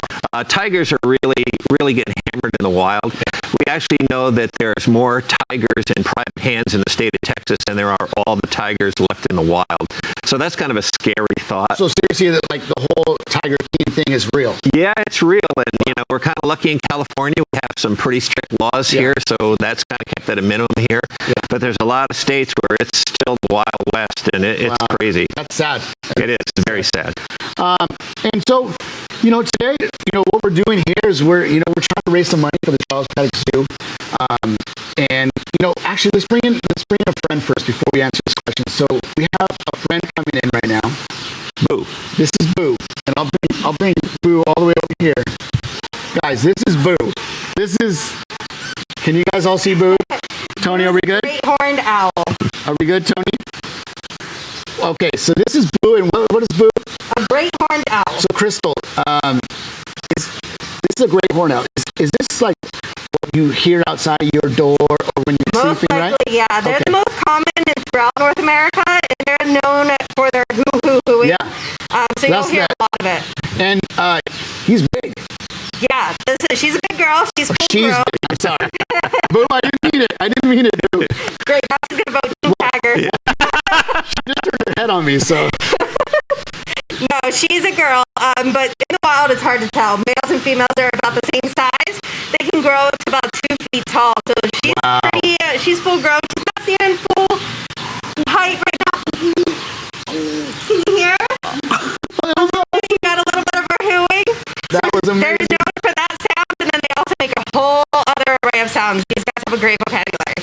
So we're trying to raise money for Charles Paddock Zoo with this event. So what does some of the money go towards? Does it go towards some of the educational programs you have? Does it go towards Is there a list of priorities that you guys have for what you're trying to raise money for? Well, the money kind of goes in different pots. Some of the money from the tiger competition and the monkey competition, that goes to our not-for-profit Friends of the Zoo, and that helps us expand the zoo and do new things and get into new programs. But a lot of the money from the event, like just, signing up for an event or coming to the zoo, that goes back to the city of Atascadero, because the city of Atascadero funds the zoo solely themselves. And it costs a lot of money to run the zoo. And we're lucky, we're one of the few departments in the city where we can generate revenue. So we try really hard, because the more revenue we generate, that goes to kind of defer that cost that's going out. So we don't just have money going out and nothing coming back in. So that all helps us with things like medical, for the animals, for food, for staff costs, for veterinary, for education. So it covers the whole gamut. Awesome. And so with Brew, it was one of the older animals at the zoo, right? Yeah, she's been here for a while. So I'm sure there's a lot of expenses that just go into this single animal, right? Yeah, and the nice thing about Boo is that she's really healthy. She's not a problem at all. She's pretty just low maintenance. So meatball a day keeps everyone meatball a day. You get the raw meatball a day. It's almost sounds like what my diet should consist of. And so another question I want to ask you guys was, this is important. This is probably one of the most important questions. Is Boo Team Monkey or is she Team Tiger? Oh, come on. She's Team Tiger. You just insulted her. Yeah, you did call her a boy. So. I did. And I want to tell you guys where we're at. I've been getting texts from Flavia. And so right now we're at Team Tiger's at $470 and Team Monkey's at $356. So I need you guys to get there. Donate. Team Monkey needs your help. I need your help a lot right now. But listen, we're trying to raise $1,000, honestly. That's really the goal. And we're almost there. We're less than $200 away. So if you guys can help us out, it's all fun and games, and I don't mind getting some beer tossed on me. But if we hit our goal, both of us get 2 pitchers of beer dumped on our head by the zookeepers. Please do it. All right, so we actually, you guys allowed us to go behind the scenes with some of the animals, including Boo. You're going to see, and Crystal, you were there, and Alan, you were there. So we're actually going to show the viewers. So Tony, let's show them our behind the scenes animal segment number 2. You're going to meet some 3 brand new animals, and one of them was the red panda. We're going to meet the tamandua, and I believe we're going to meet, I can't think of the third one, but let's just show you the video. Let's roll it.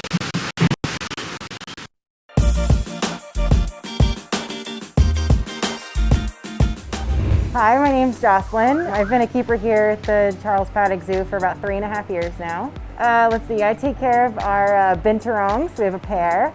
I take care of our 3 red pandas. I take care of our Indo-Burma aviary, which has a wide collection of birds. Also our red-legged seriamas, our Patagonian cavies, also known as maras, the prehensile-tailed porcupines, our scarlet macaw, the blue and gold macaw, the blood python, and then also that you can't see, which is off exhibit, I take care of our education collection. I think my favorite part about being a keeper is seeing the same animals every single day and building a bond with them. You know, they know who I am, they know I bring their food, they know I take care of them. Yes, we have 3 males. Their names are Pabu, Yeren, and Ping. They all kind of have unique facial features. Pabu has the lightest face, and he's the one that's right here in front of us. But Ping has the darkest face. I believe this is him. So they all kind of have a unique personality as well. Yeren's usually pretty chill. Pabu loves blueberries for some reason. And Ping is usually the first one out in the morning and the first one in the den at night. Yes, so they're bamboo eaters. That's what they usually eat. They'll eat the leaves of the bamboo. The blueberries are mostly just for training tools. These are an endangered species. Here at the zoo, we're doing our best to help keep them alive in captivity, and hopefully soon we'll be able to start breeding these animals here. They've lived into their 20s. Usually in the wild, they'll only live into maybe their early teens. But obviously in captivity, we can provide them with medical care, better food, and they're obviously safe from predators here. So they are in their own kind of unique classification, but their closest relative is the raccoon. A lot of people think that they are related to the giant panda, and they're not giant pandas, they're actually bears. Their coloration is quite unique. On top, they're kind of a red color, which helps them blend in with the mossy on the bamboo in the wild. And then if you look underneath them, they're black. And so if you're looking up, you wouldn't necessarily see them because they're camouflaged. And then their tail has rings on it, and that's just help for camouflaging and stuff. And then if you ever do see them sleeping, they'll curl up and they'll either put their tail over them as a blanket, or I've seen some of them sleeping on their tail. And then now they look a little kind of scraggly here. It's a little warm for them here, so they are blowing that undercoat that they would need in the winter time. And so fortunately for them, they have a nice air-conditioned den that they get to go into when it's too hot. They're super unique little creatures. They actually have a pseudo wrist that they kind of grab the bamboo with and they pull it towards themselves, which most animals don't have that adaptation. And then they can also climb down trees head first. If you look at them, they look cute and cuddly, but you get up close, they've got nice big claws, and they are actually semi-retractable. So our other little friend here is our Chinese muntjac. Her name is Hazel. We actually have a pair. Our male is actually in the den today, but she is a Asian species of deer that actually would share similar habitat with the pandas in the wild. And we're fortunate enough here that we can exhibit them together. She does live on the ground, obviously, and then the pandas do sometimes come down to the ground, but for the most part they stay up in the tree, so they usually don't interact too much. If they could drink beer, I'd like to think they'd probably like an IPA. All right, my kind of friend. They're from Indo-Burma, so that's one of our hot spots that we focused on here at the zoo. Okay. The Red Panda exhibit is our first kind of installment of those new exhibits that we're working on building here. So we've had it open for quite a while. We've had these guys for about 2 years, so hopefully we'll be able to in the future get more exhibits built kind of on this scale of this is what exhibits are supposed to look like. Awesome. I think the beer I enjoy the most are kind of the lighter beers. I'm starting to enjoy hoppier beers a little bit more, but I still enjoy those light wheat beers. Awesome. So why do pandas have fur coats? Because they would look silly in denim jackets. My name is Rebecca and I've been a keeper here for almost 4 years. I actually, as the relief keeper, get to work with all of them. So I get to rotate through, so whoever's not here for the day, I get to take care of their animals. You know, I love just being able to have, like, working with conservation and working towards making the planet a better place, not just for the animals, but for future generations. So it's a global effort, which is amazing. Well, we have a few different species in here, but this guy right beside me is the tamandawa, and he is one of the smallest anteater species. And these guys are known for eating ants out in the wild. You can see he's got this crazy long tongue. He'll use these giant claws to dig down into tree roots and tree bark and get all the different insects with that long tongue. They don't have much in the way of teeth. Here at the zoo, though, we feed them what's called an insectivore. It's a pellet type food that's made for all insect-eating animals to make sure they get all the nutrients they need. So we do have ants in almost all of the exhibits. You can actually see we have a lot of ants right now because I just finished hosing, so they're disrupted. He's not going to go after those ants. They're not typically the type of ants that he would eat or want. He's going to go after the nice insectivore that has everything he wants and that he's used to eating. They're great climbers. They're pretty much all muscle. You'll see him hanging from his tail to get down onto the ground, and all of his feet will be loose and just his tail hanging on. So they don't look like they could hurt you, but they actually are unbelievably strong. With these claws, he could easily puncture all the way down to my bone. And we have Jimmy and Elsa here at the zoo. They're called common marmosets. They're one of the smallest species of monkey. They're very, very curious. So they're gonna come by anytime that somebody's new, or they like, whenever we open back up and everyone's wearing the masks, they like checking everybody out with their masks. We have a little parrot in here as well. Yep, yeah, she's an Amazon parrot, and she is great. She says a lot of crazy things. If you walk by and you hear somebody say, "What are you doing?" It's not one of us yelling at you, that's our little parrot. We're trying to keep animals with other animals that they would see in the wild, but we can't just put them together. We have to take into consideration predators and prey. We have to take into consideration what their diets are so that nobody's getting the diet of somebody else that could make them sick, or that they'll eat too much of it. So an animal that gets a little bit of fruit, if we put them with an animal that eats a ton of fruit, we have the possibility of an animal getting overweight or obese. We're closely monitoring every one of those animals. We're gonna be taking weights and making sure their diets are right and everything like that. I think these guys are gonna go for a medium red. I like Guinness. I like them dark, yeah. Yeah, how do you catch a unique rabbit? Unique up on it. We're Team Monkey here, so please vote for the monkeys today. Oh, you hung out there the whole time. I'm impressed. My name is Flavia Parodi and I've been here for 12 years. So I am the lead zookeeper and also the veterinary technician, so I kind of oversee everything that relates to animal care, making sure the animals are all staying healthy. I work with all the animals, I take care of them at least once a week, and then I also go around and check on everyone daily, make sure that everyone is doing well.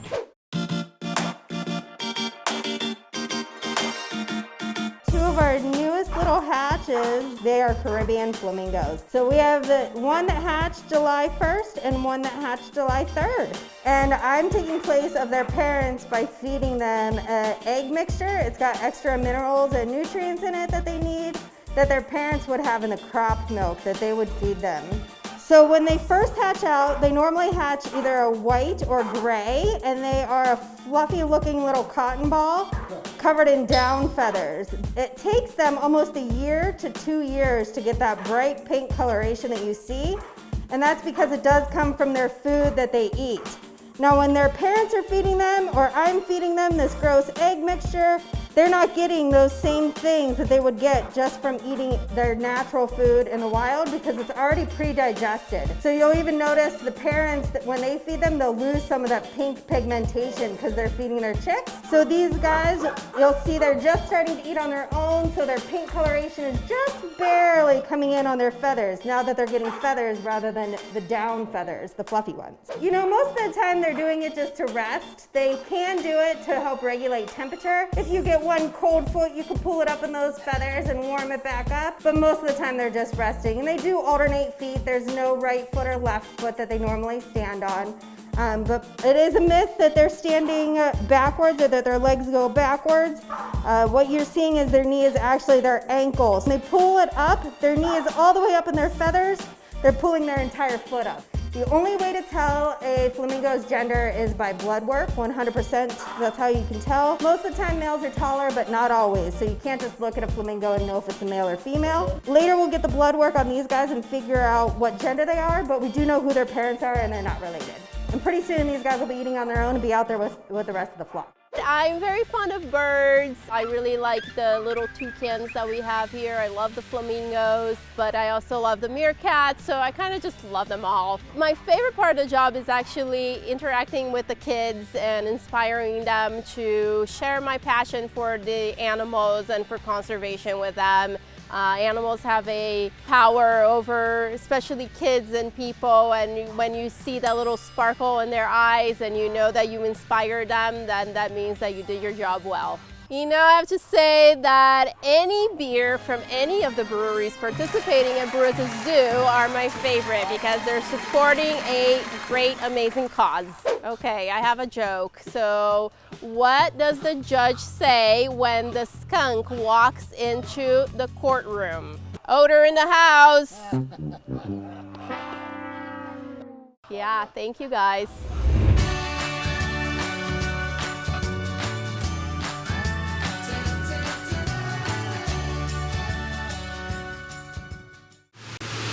All right, well that was super fun, and I hope you guys got to learn something new about the animals there at the Charles Paddock Zoo. I want to thank Ellen, I want to thank Crystal, and I want to thank Boo for joining us. But before they leave, I asked every one of those zookeepers to come up with a joke. So I figured I should come up with a joke. So I'm going to tell you two. I want to ask you guys, what type of math does an owl do? I'm going to give you guys 5 seconds. 5, 4, 3, 2, 1. Algebra. Oh. Second one. Why shouldn't you play basketball with a pig? 5, 4, 3, 2, 1. Because it's a ball hog. All right. That was horrible, by the way. Okay. Jokes. Cider me. Oh. We're ready for Cider Me. Our next one. This is the Bristol's OG. All right. And quick update. Monkeys took the lead. $556 to Tigers, $490. But what that means is we hit our goal. Yeah! That was That means Tony and I are both getting doused with 2 pitchers by the local zookeepers. So that's us. Yes. But thank you guys. All right, let's hear what this OG Bristol cider is all about.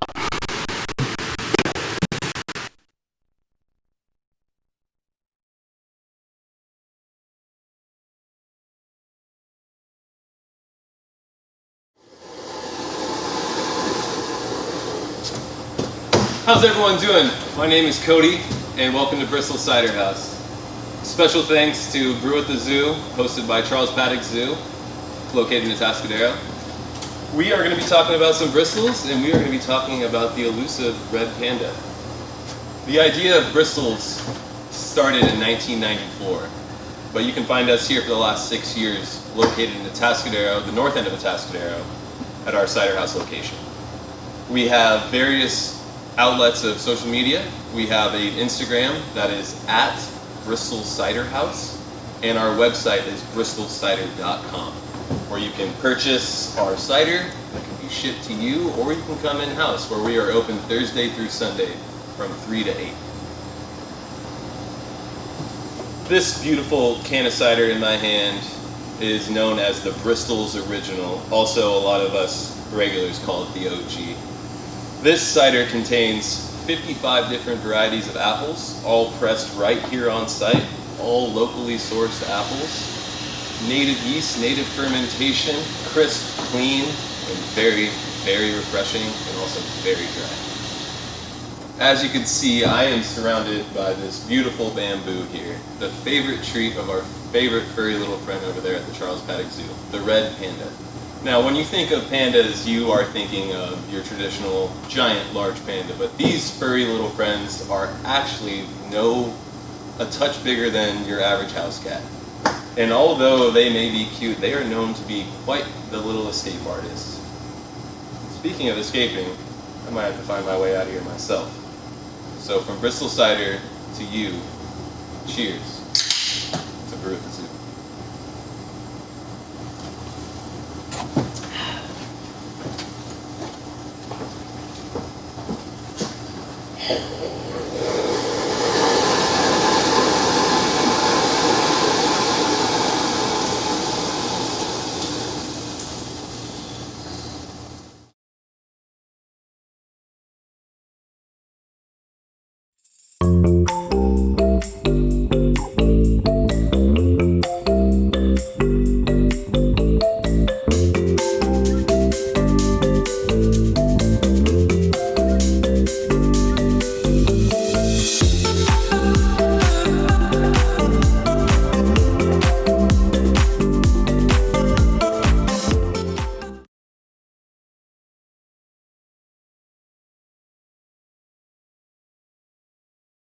All right. Well, the first cider of the day, the best cider of the day, that was actually really good. The red pandas were really one of the best animals that we got to be around. So I can see why Bristol Cider chose them to be their spirit animal today. Remember, you can donate to any of the animals that have been shown or showcased today by clicking on the QR code right there and choosing the animal of your choice. At Bristol's, they press all their own apples and only use native yeast, or what naturally comes from the orchard. So Weston, the cider maker there, said that gives them a truer expression of what the orchard and site have to offer. He kind of said it's similar to that with terroir in the wine world. So to make 5 gallons of cider, so I got these apples. So you need about 75 pounds of apples. So that's about 225 apples. I have 3. I'm gonna show you guys my juggling skills, all right? So I've been practicing for about 12 seconds. So I think that was pretty good. All their ciders are produced by apples from San Luis Obispo County, including San Miguel, Paso Robles, and Sea Canyon. They use an old-fashioned press and pump the cider directly into the tanks located there at the Bristol Cider House in Atascadero. They're also part of the Lomadrome Winery family and owned by brother and sister Neil and Jackie, along with Neil's wife Marcy. Neil hails from Bristol, hence the name, in the West Country of England. And when he came to the States, he was bummed he couldn't find any of the cider he loved from back home. So he started making in small batches, and here they are since 1994, 15 years later, making great great cider. So their cider house is in Atascadero. It's open, and you can get both Bristol cider and Loma Matron wine there as well. So you can also order and have it shipped throughout their website at bristolcider.com. Just click on Purchase Cider. Make sure you tag them if you love this at Bristol Cider House. So I'm going to bring Tony back in, and we're going to call a couple of people and do some vendor giveaways. So before Tony comes over, we're going to show this great video from Chop Top. It's one of our vendors that always joins us, and some of you guys actually received some stuff from them. So let's see that Chop Top video and how they do that. It's actually a really cool company and a cool vendor.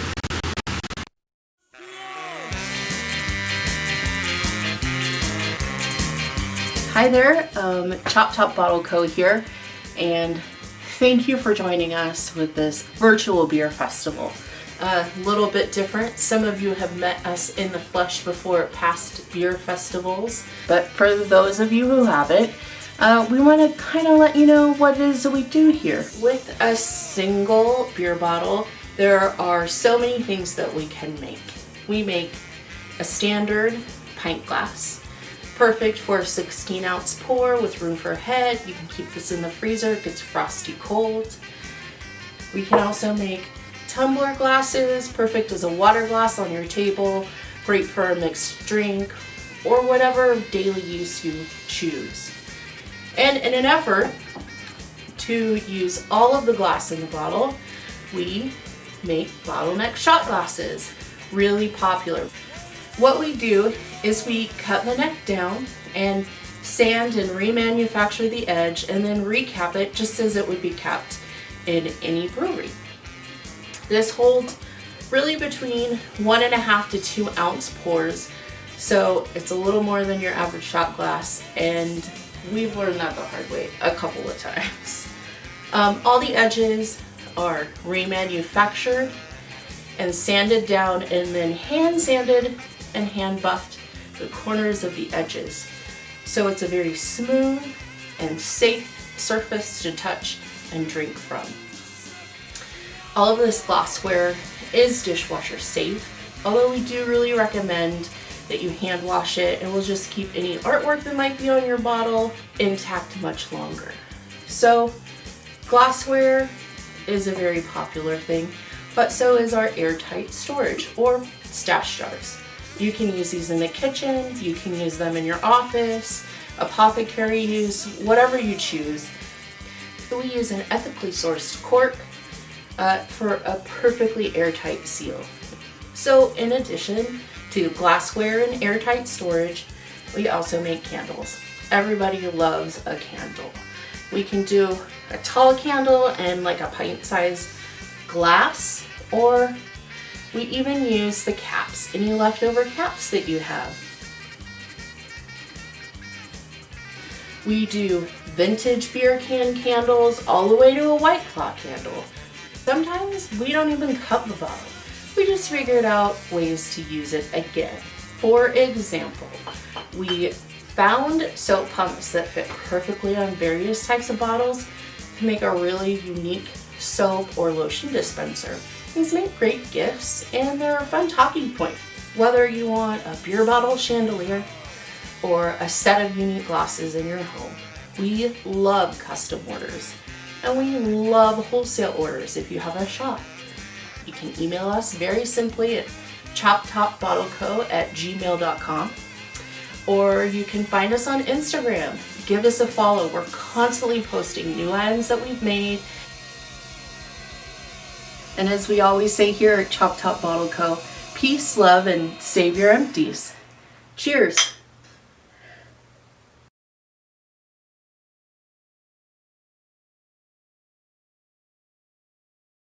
All right, the monkey's back, and that was Chop Top, and I love those guys, and I hope you guys check out their website. You guys cover some really cool stuff.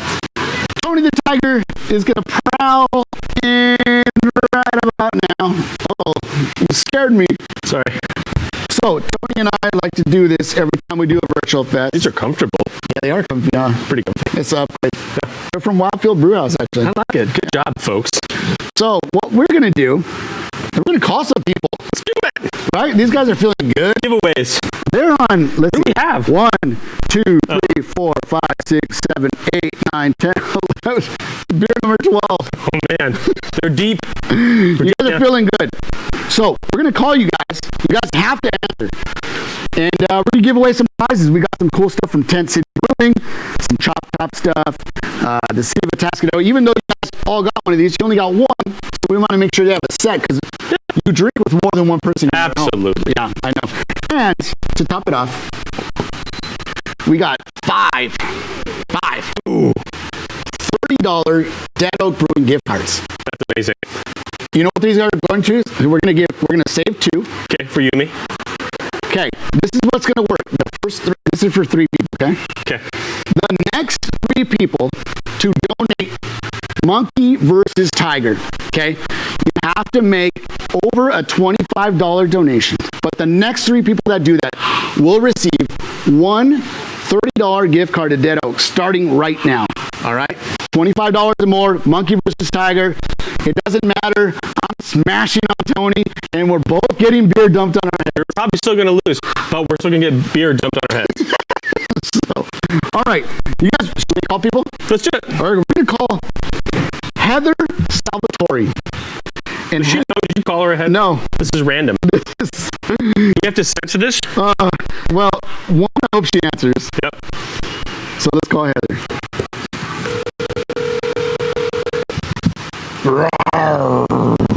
Should we tell her it's like some monkeys and tigers? Yeah. Okay. Hi, is this Heather? Heather. This is Heather. Heather. Oh my God, Heather. Heather, this is Heather. This is the monkey and the tiger at Brew at the Zoo. Hey, are you guys having a good time? Having a great time. All right. Oh my God. Hey, so what's been? Celebrating a 30th birthday. Oh, happy birthday. Congratulations. Oh my God. Hey, you guys are monkeying around, huh? We're not mucking around. Okay, Heather. So, what has been your favorite beer or cider so far? You know what? We're loving the Coca-Cola. Oh, okay. Yeah. That Wallaby video was pretty on point. Okay. Actually, we're getting all the beers. All of them. I'm a Santa Barbara local, and we just love that you guys are doing this and supporting local businesses. So, all right. Nice. Yeah. Okay, so Heather, we're going to ask you 2 questions. And if you get them wrong, you win. If you get them right, you win more. Okay? So, on the Topa Topa Brewing Company video, what are a group of wallabies called? Dun, dun, Group of wallabies. What are a group of wallabies called?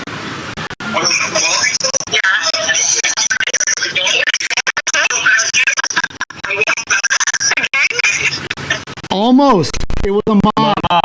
It's a mob. Close. All right, Tony has your next question. Which one should I do? I think you should do that one. Okay. All right. From the Kilo Brewing video, how much does Big Boy, the tortoise, weigh? 425 pounds. Yeah! Really? You were right. That's amazing.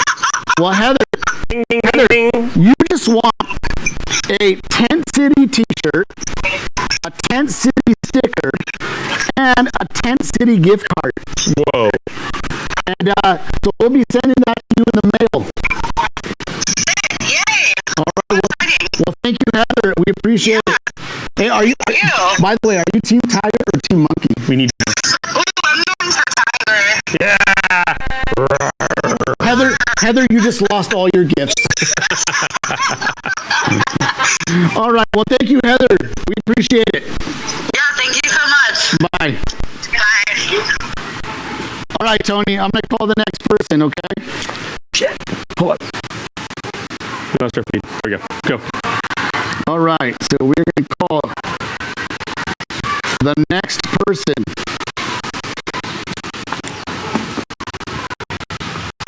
All right. We're going to call somebody else. Who's this? This is Emily from Atascadero. Emily. Let's just hope that she's there. So we're going to ask her that question. Mm-hmm. And I'll ask her that question. Actually, you asked that. I'll do that one, yeah.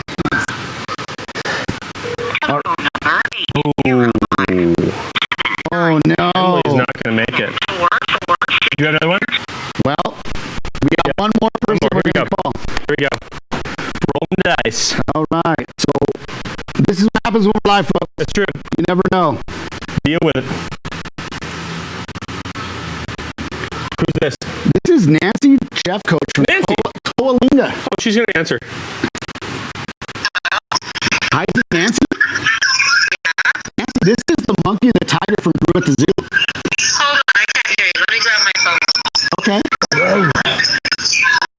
Just let me grab my phone real fast. I'm on my watch. Oh, she's on. Oh, okay. Dang, that's all techy. Yeah. Gotcha. Hang on. Don't worry, gotcha.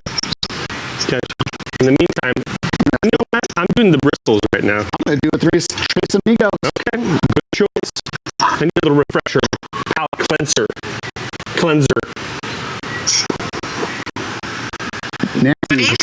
Nancy, this is the monkey and the tiger from Brew at the Zoo. Oh, yeah. Yeah, are you watching right now? Yeah, hold on. I'm live with you. Hold on. Yeah, that's right. We're calling you, Nancy.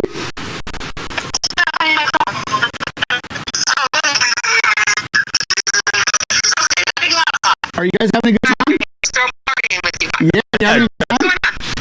We're having an excellent time. So what's been your favorite beer so far? Our favorite beer, honestly, let me ask the crowd.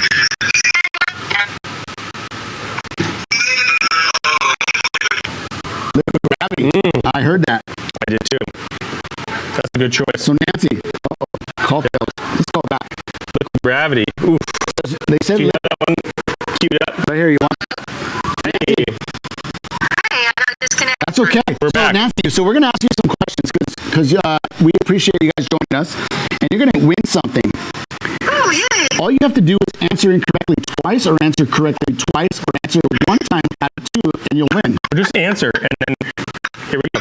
So I'm going to ask you the first question, okay? Okay, here we go. In the Liquid Gravity video, how many flamingos do you think there were in the main shot?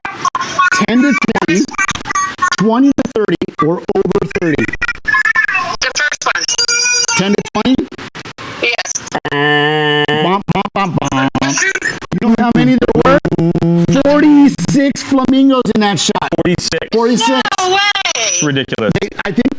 Basically, they bought every flamingo item that there was in the city of San Luis. Okay, that's okay. You're still a winner. All right, I have the next question. Okay, the next question. You got this. In the Figueroa Mountain Brewing video, how many quills are on a porcupine? Approximately. Over 30,000. Yeah! Good job!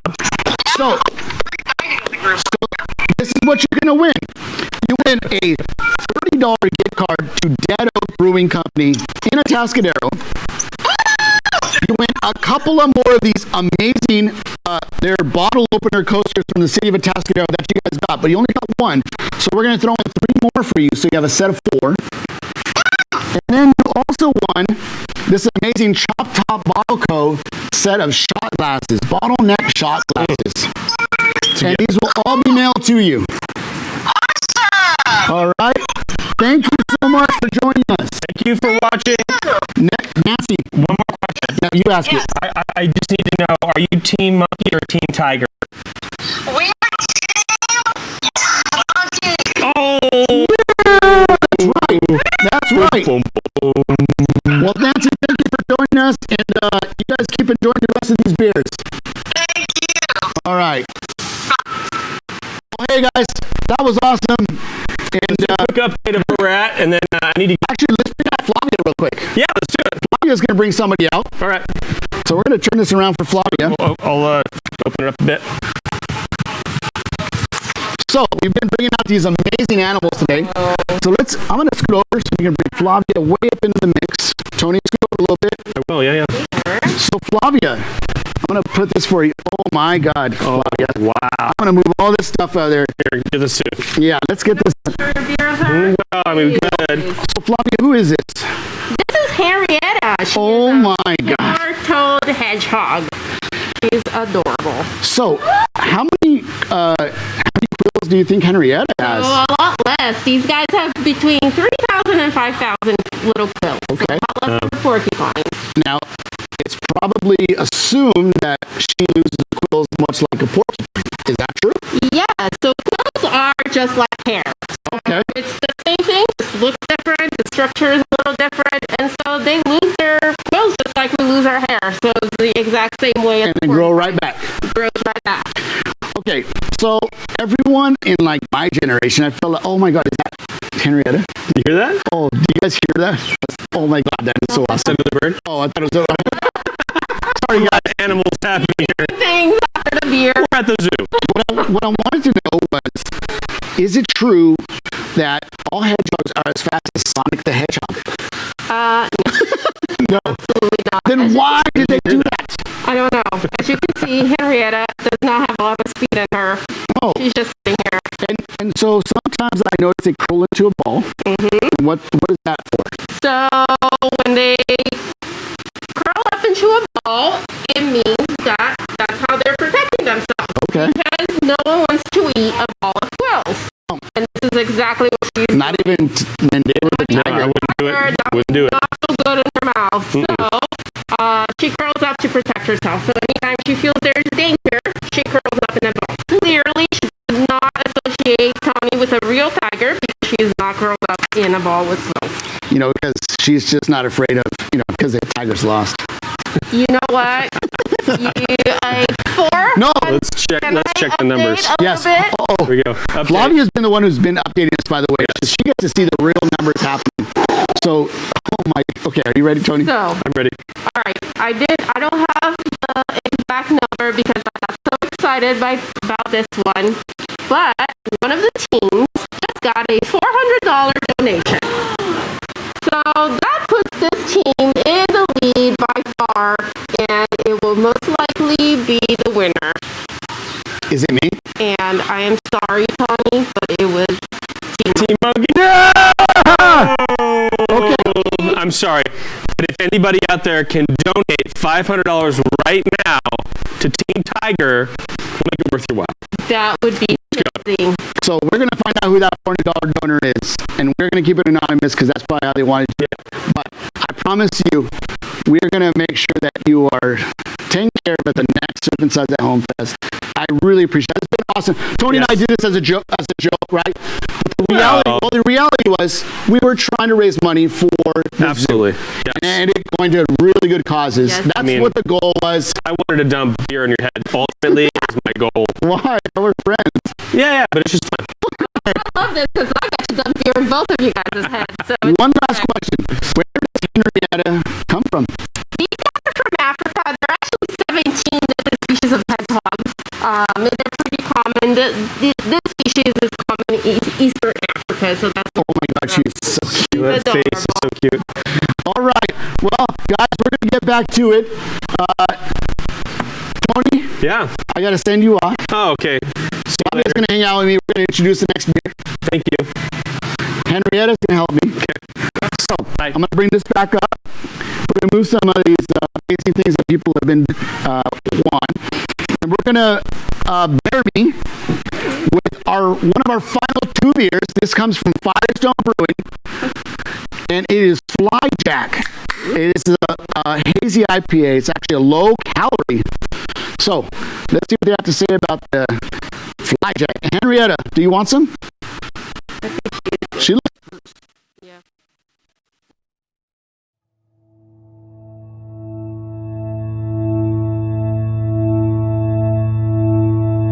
Day in and day out, our mantra is that, we're going to release world-class beer no matter what it is. If we can come up with some innovative new flavor or some way of, like Flyjack, making this beer that's actually low in calorie, low in alcohol, and also just tastes amazing, I guarantee that quality is going to play through.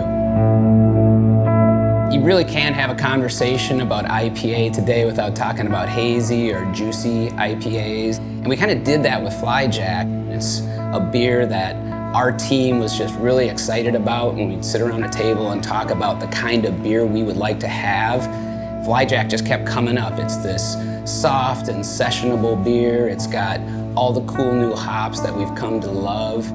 One of the things that we had to learn how to manage when we're making Flyjack is some of the raw materials. Wheat notes, wheat malt, for instance, is kind of just one of those things that we found just has to be part of this beer. Wort comes out of the brew house, it comes by these tanks, and each one has the cultures that we're going to use for fermentation. And we use a very specific yeast culture for Flyjack that helps boost that kind of beautiful mouthfeel along with all the hop aromatics and the fruity aromatics. Aha! Dry hopping, perfect. Absolutely perfect. For Flyjack, we're adding dry hops.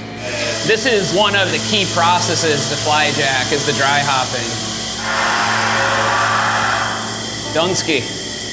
And another Flyjack was born.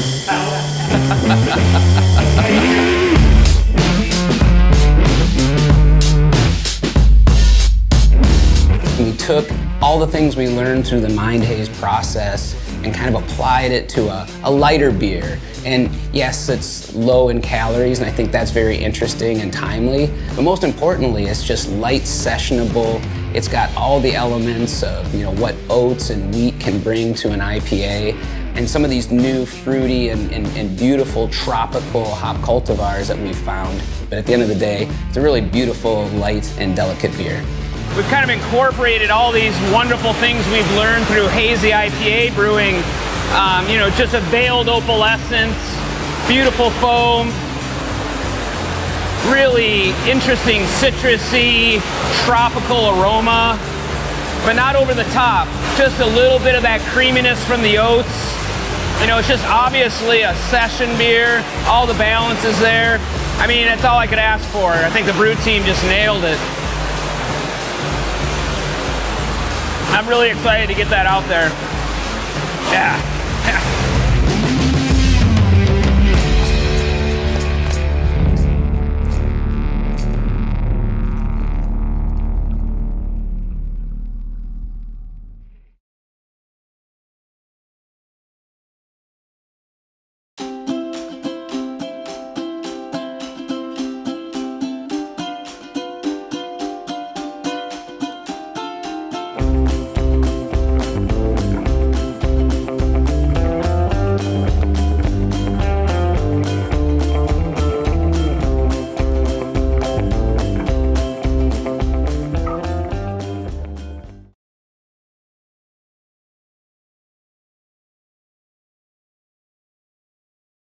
All right, show that meerkat some love and make some donations. Crazy that this is a low-calorie beer that tastes absolutely amazing.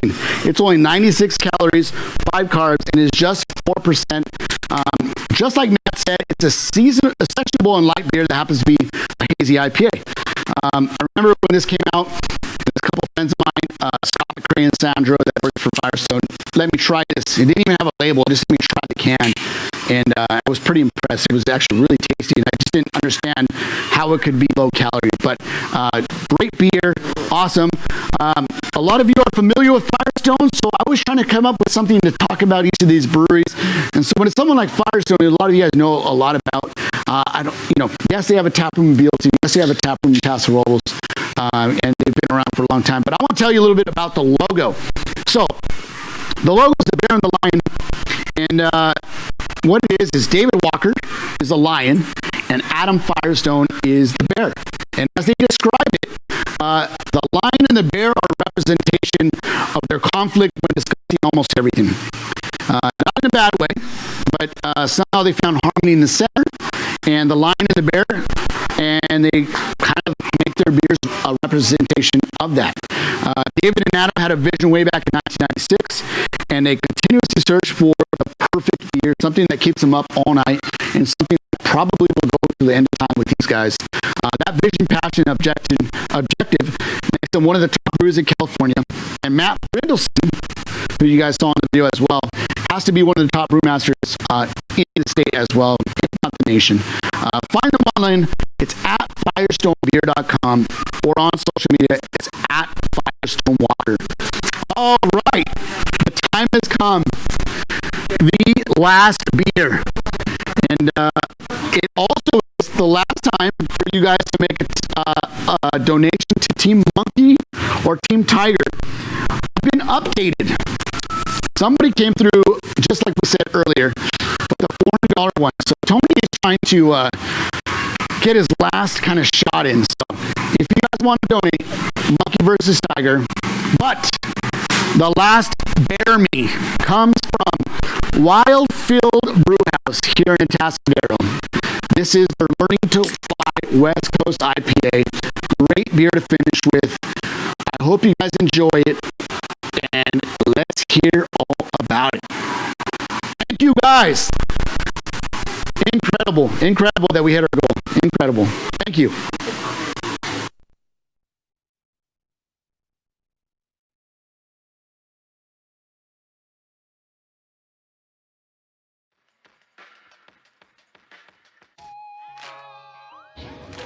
Hey guys, I'm Jackie Fields. I'm Ryan Fields. And we're from Wild Fields Brewhouse. Sending to you today, Learning to Fly. Cheers to Brew at the Zoo. Here.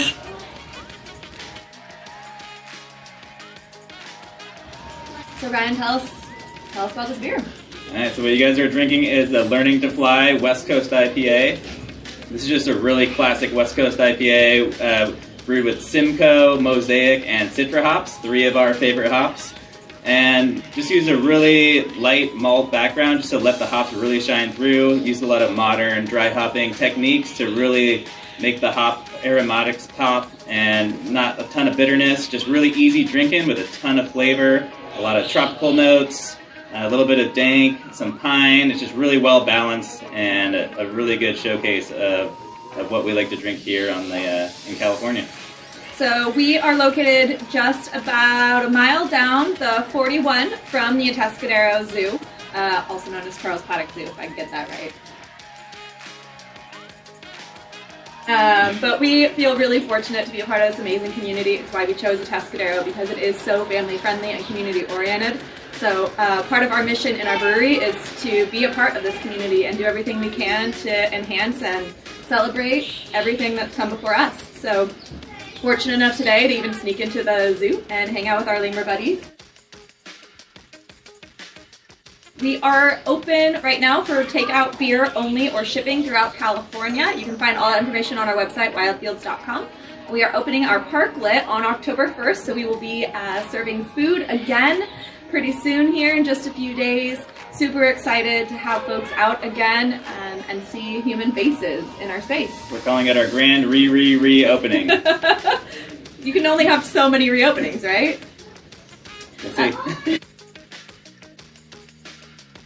Our pick of animal today was the lemur. And we did that because right when COVID hit, the zoo had an amazing volunteer who started here when she was 16 years old and passed away. And when we heard about that and we were working on bottling beer and being able to move it out just so we didn't have old inventory, we thought, how much greater can it get than to find a way to support them, because Brew at the Zoo at that point had been canceled unofficially. So we bottled up this beer and partnered with the zoo, and we're fortunate enough to raise $500 towards giving these lemurs a beautiful, beautiful new habitat in honor of Braden. So we could really use your support today when they pop up that QR code to help us make that happen in honor of Braden and supporting the amazing community that rallies around everybody and everything they do to make this a beautiful town. If you want to hang out with us some more, see what we're up to, be sure to follow Wild Fields Brewhouse on Facebook, Instagram. Our website again is wildfields.com, or come visit us in person. We are at the intersection of Highway 101 and Highway 41 in Atascadero. Cheers, everyone. Cheers. Enjoy the festival.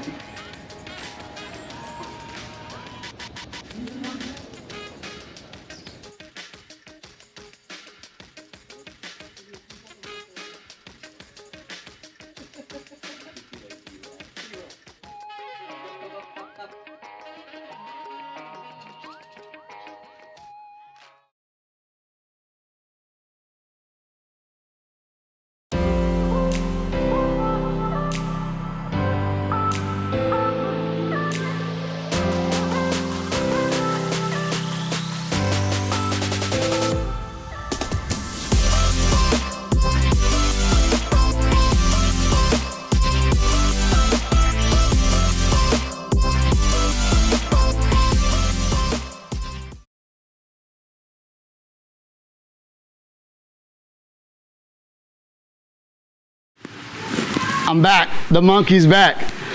Ryan and Jackie must know some pretty important people to be able to shoot their video inside of that ringtail lemur exhibit. It's like the lemurs knew them and they were just hanging out having beers. So it's pretty cool to have lemurs as friends and you can just have beers with.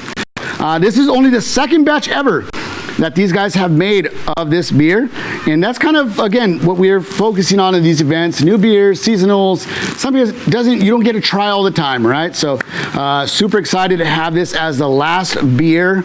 I'm sorry that it is the last beer, and I want to thank you all for being incredible guests. I hope you guys had a great time.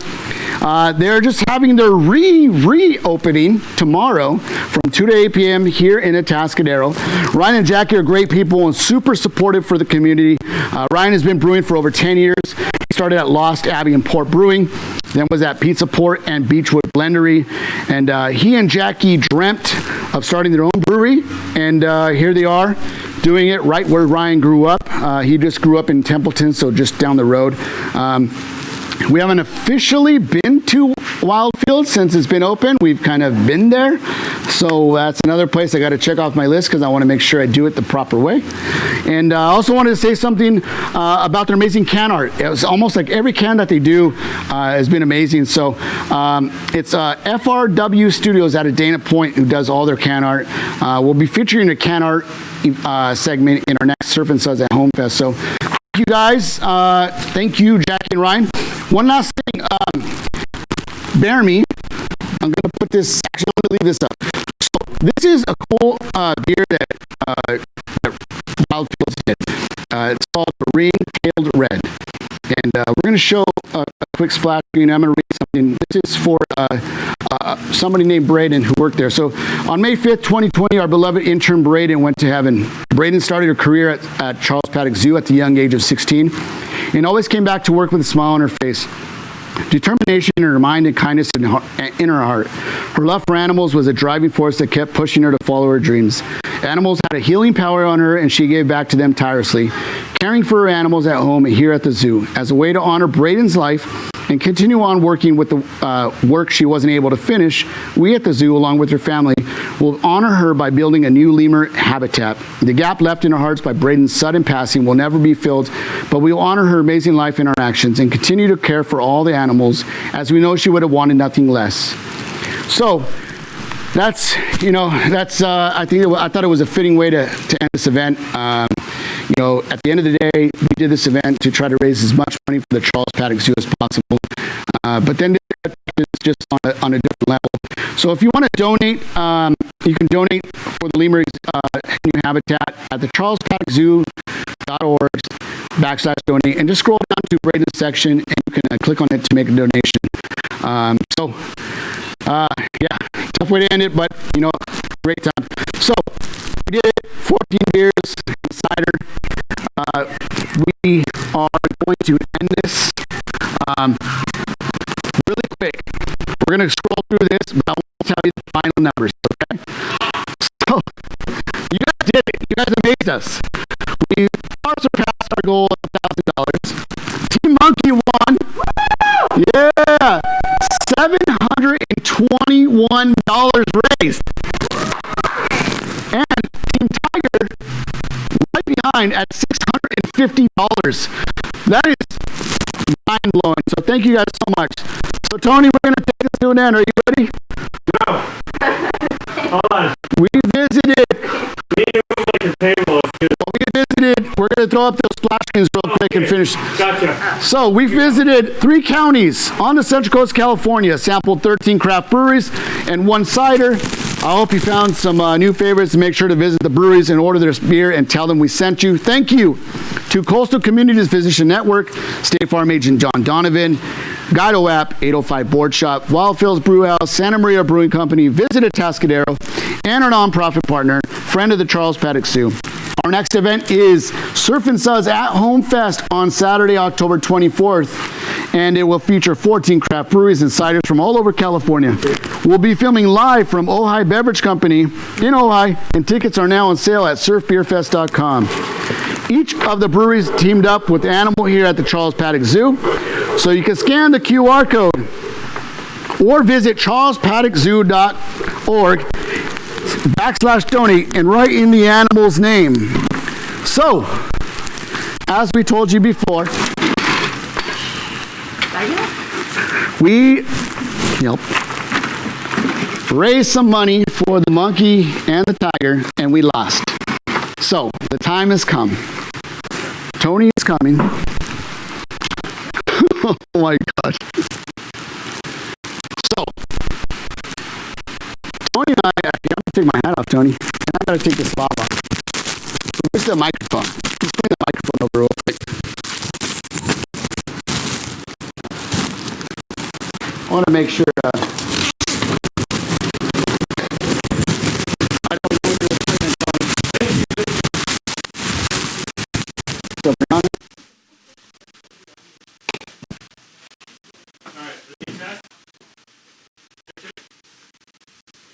All right.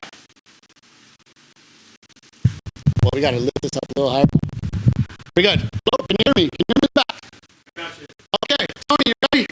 I'm ready. So, because we hit our mark, we have allowed the zookeepers here to dump a ton of beer. So, why don't you guys come around us on the backside? So, to end this is how it goes down. A bunch of beer poured on our head for hitting our mark. Oh my God. You guys ready? I think we're ready. Oh, okay. Here we go. You ready? Let's go.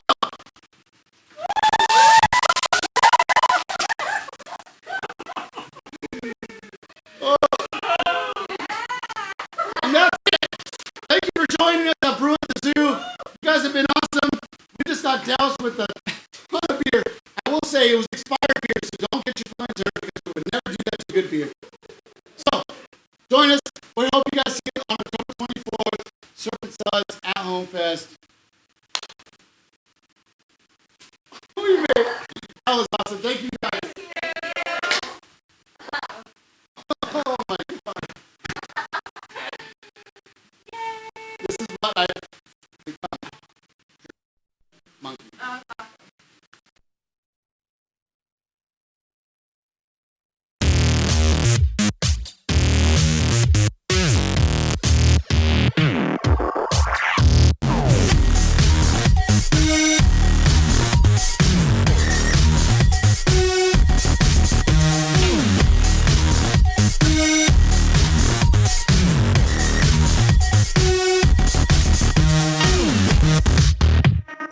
Yeah.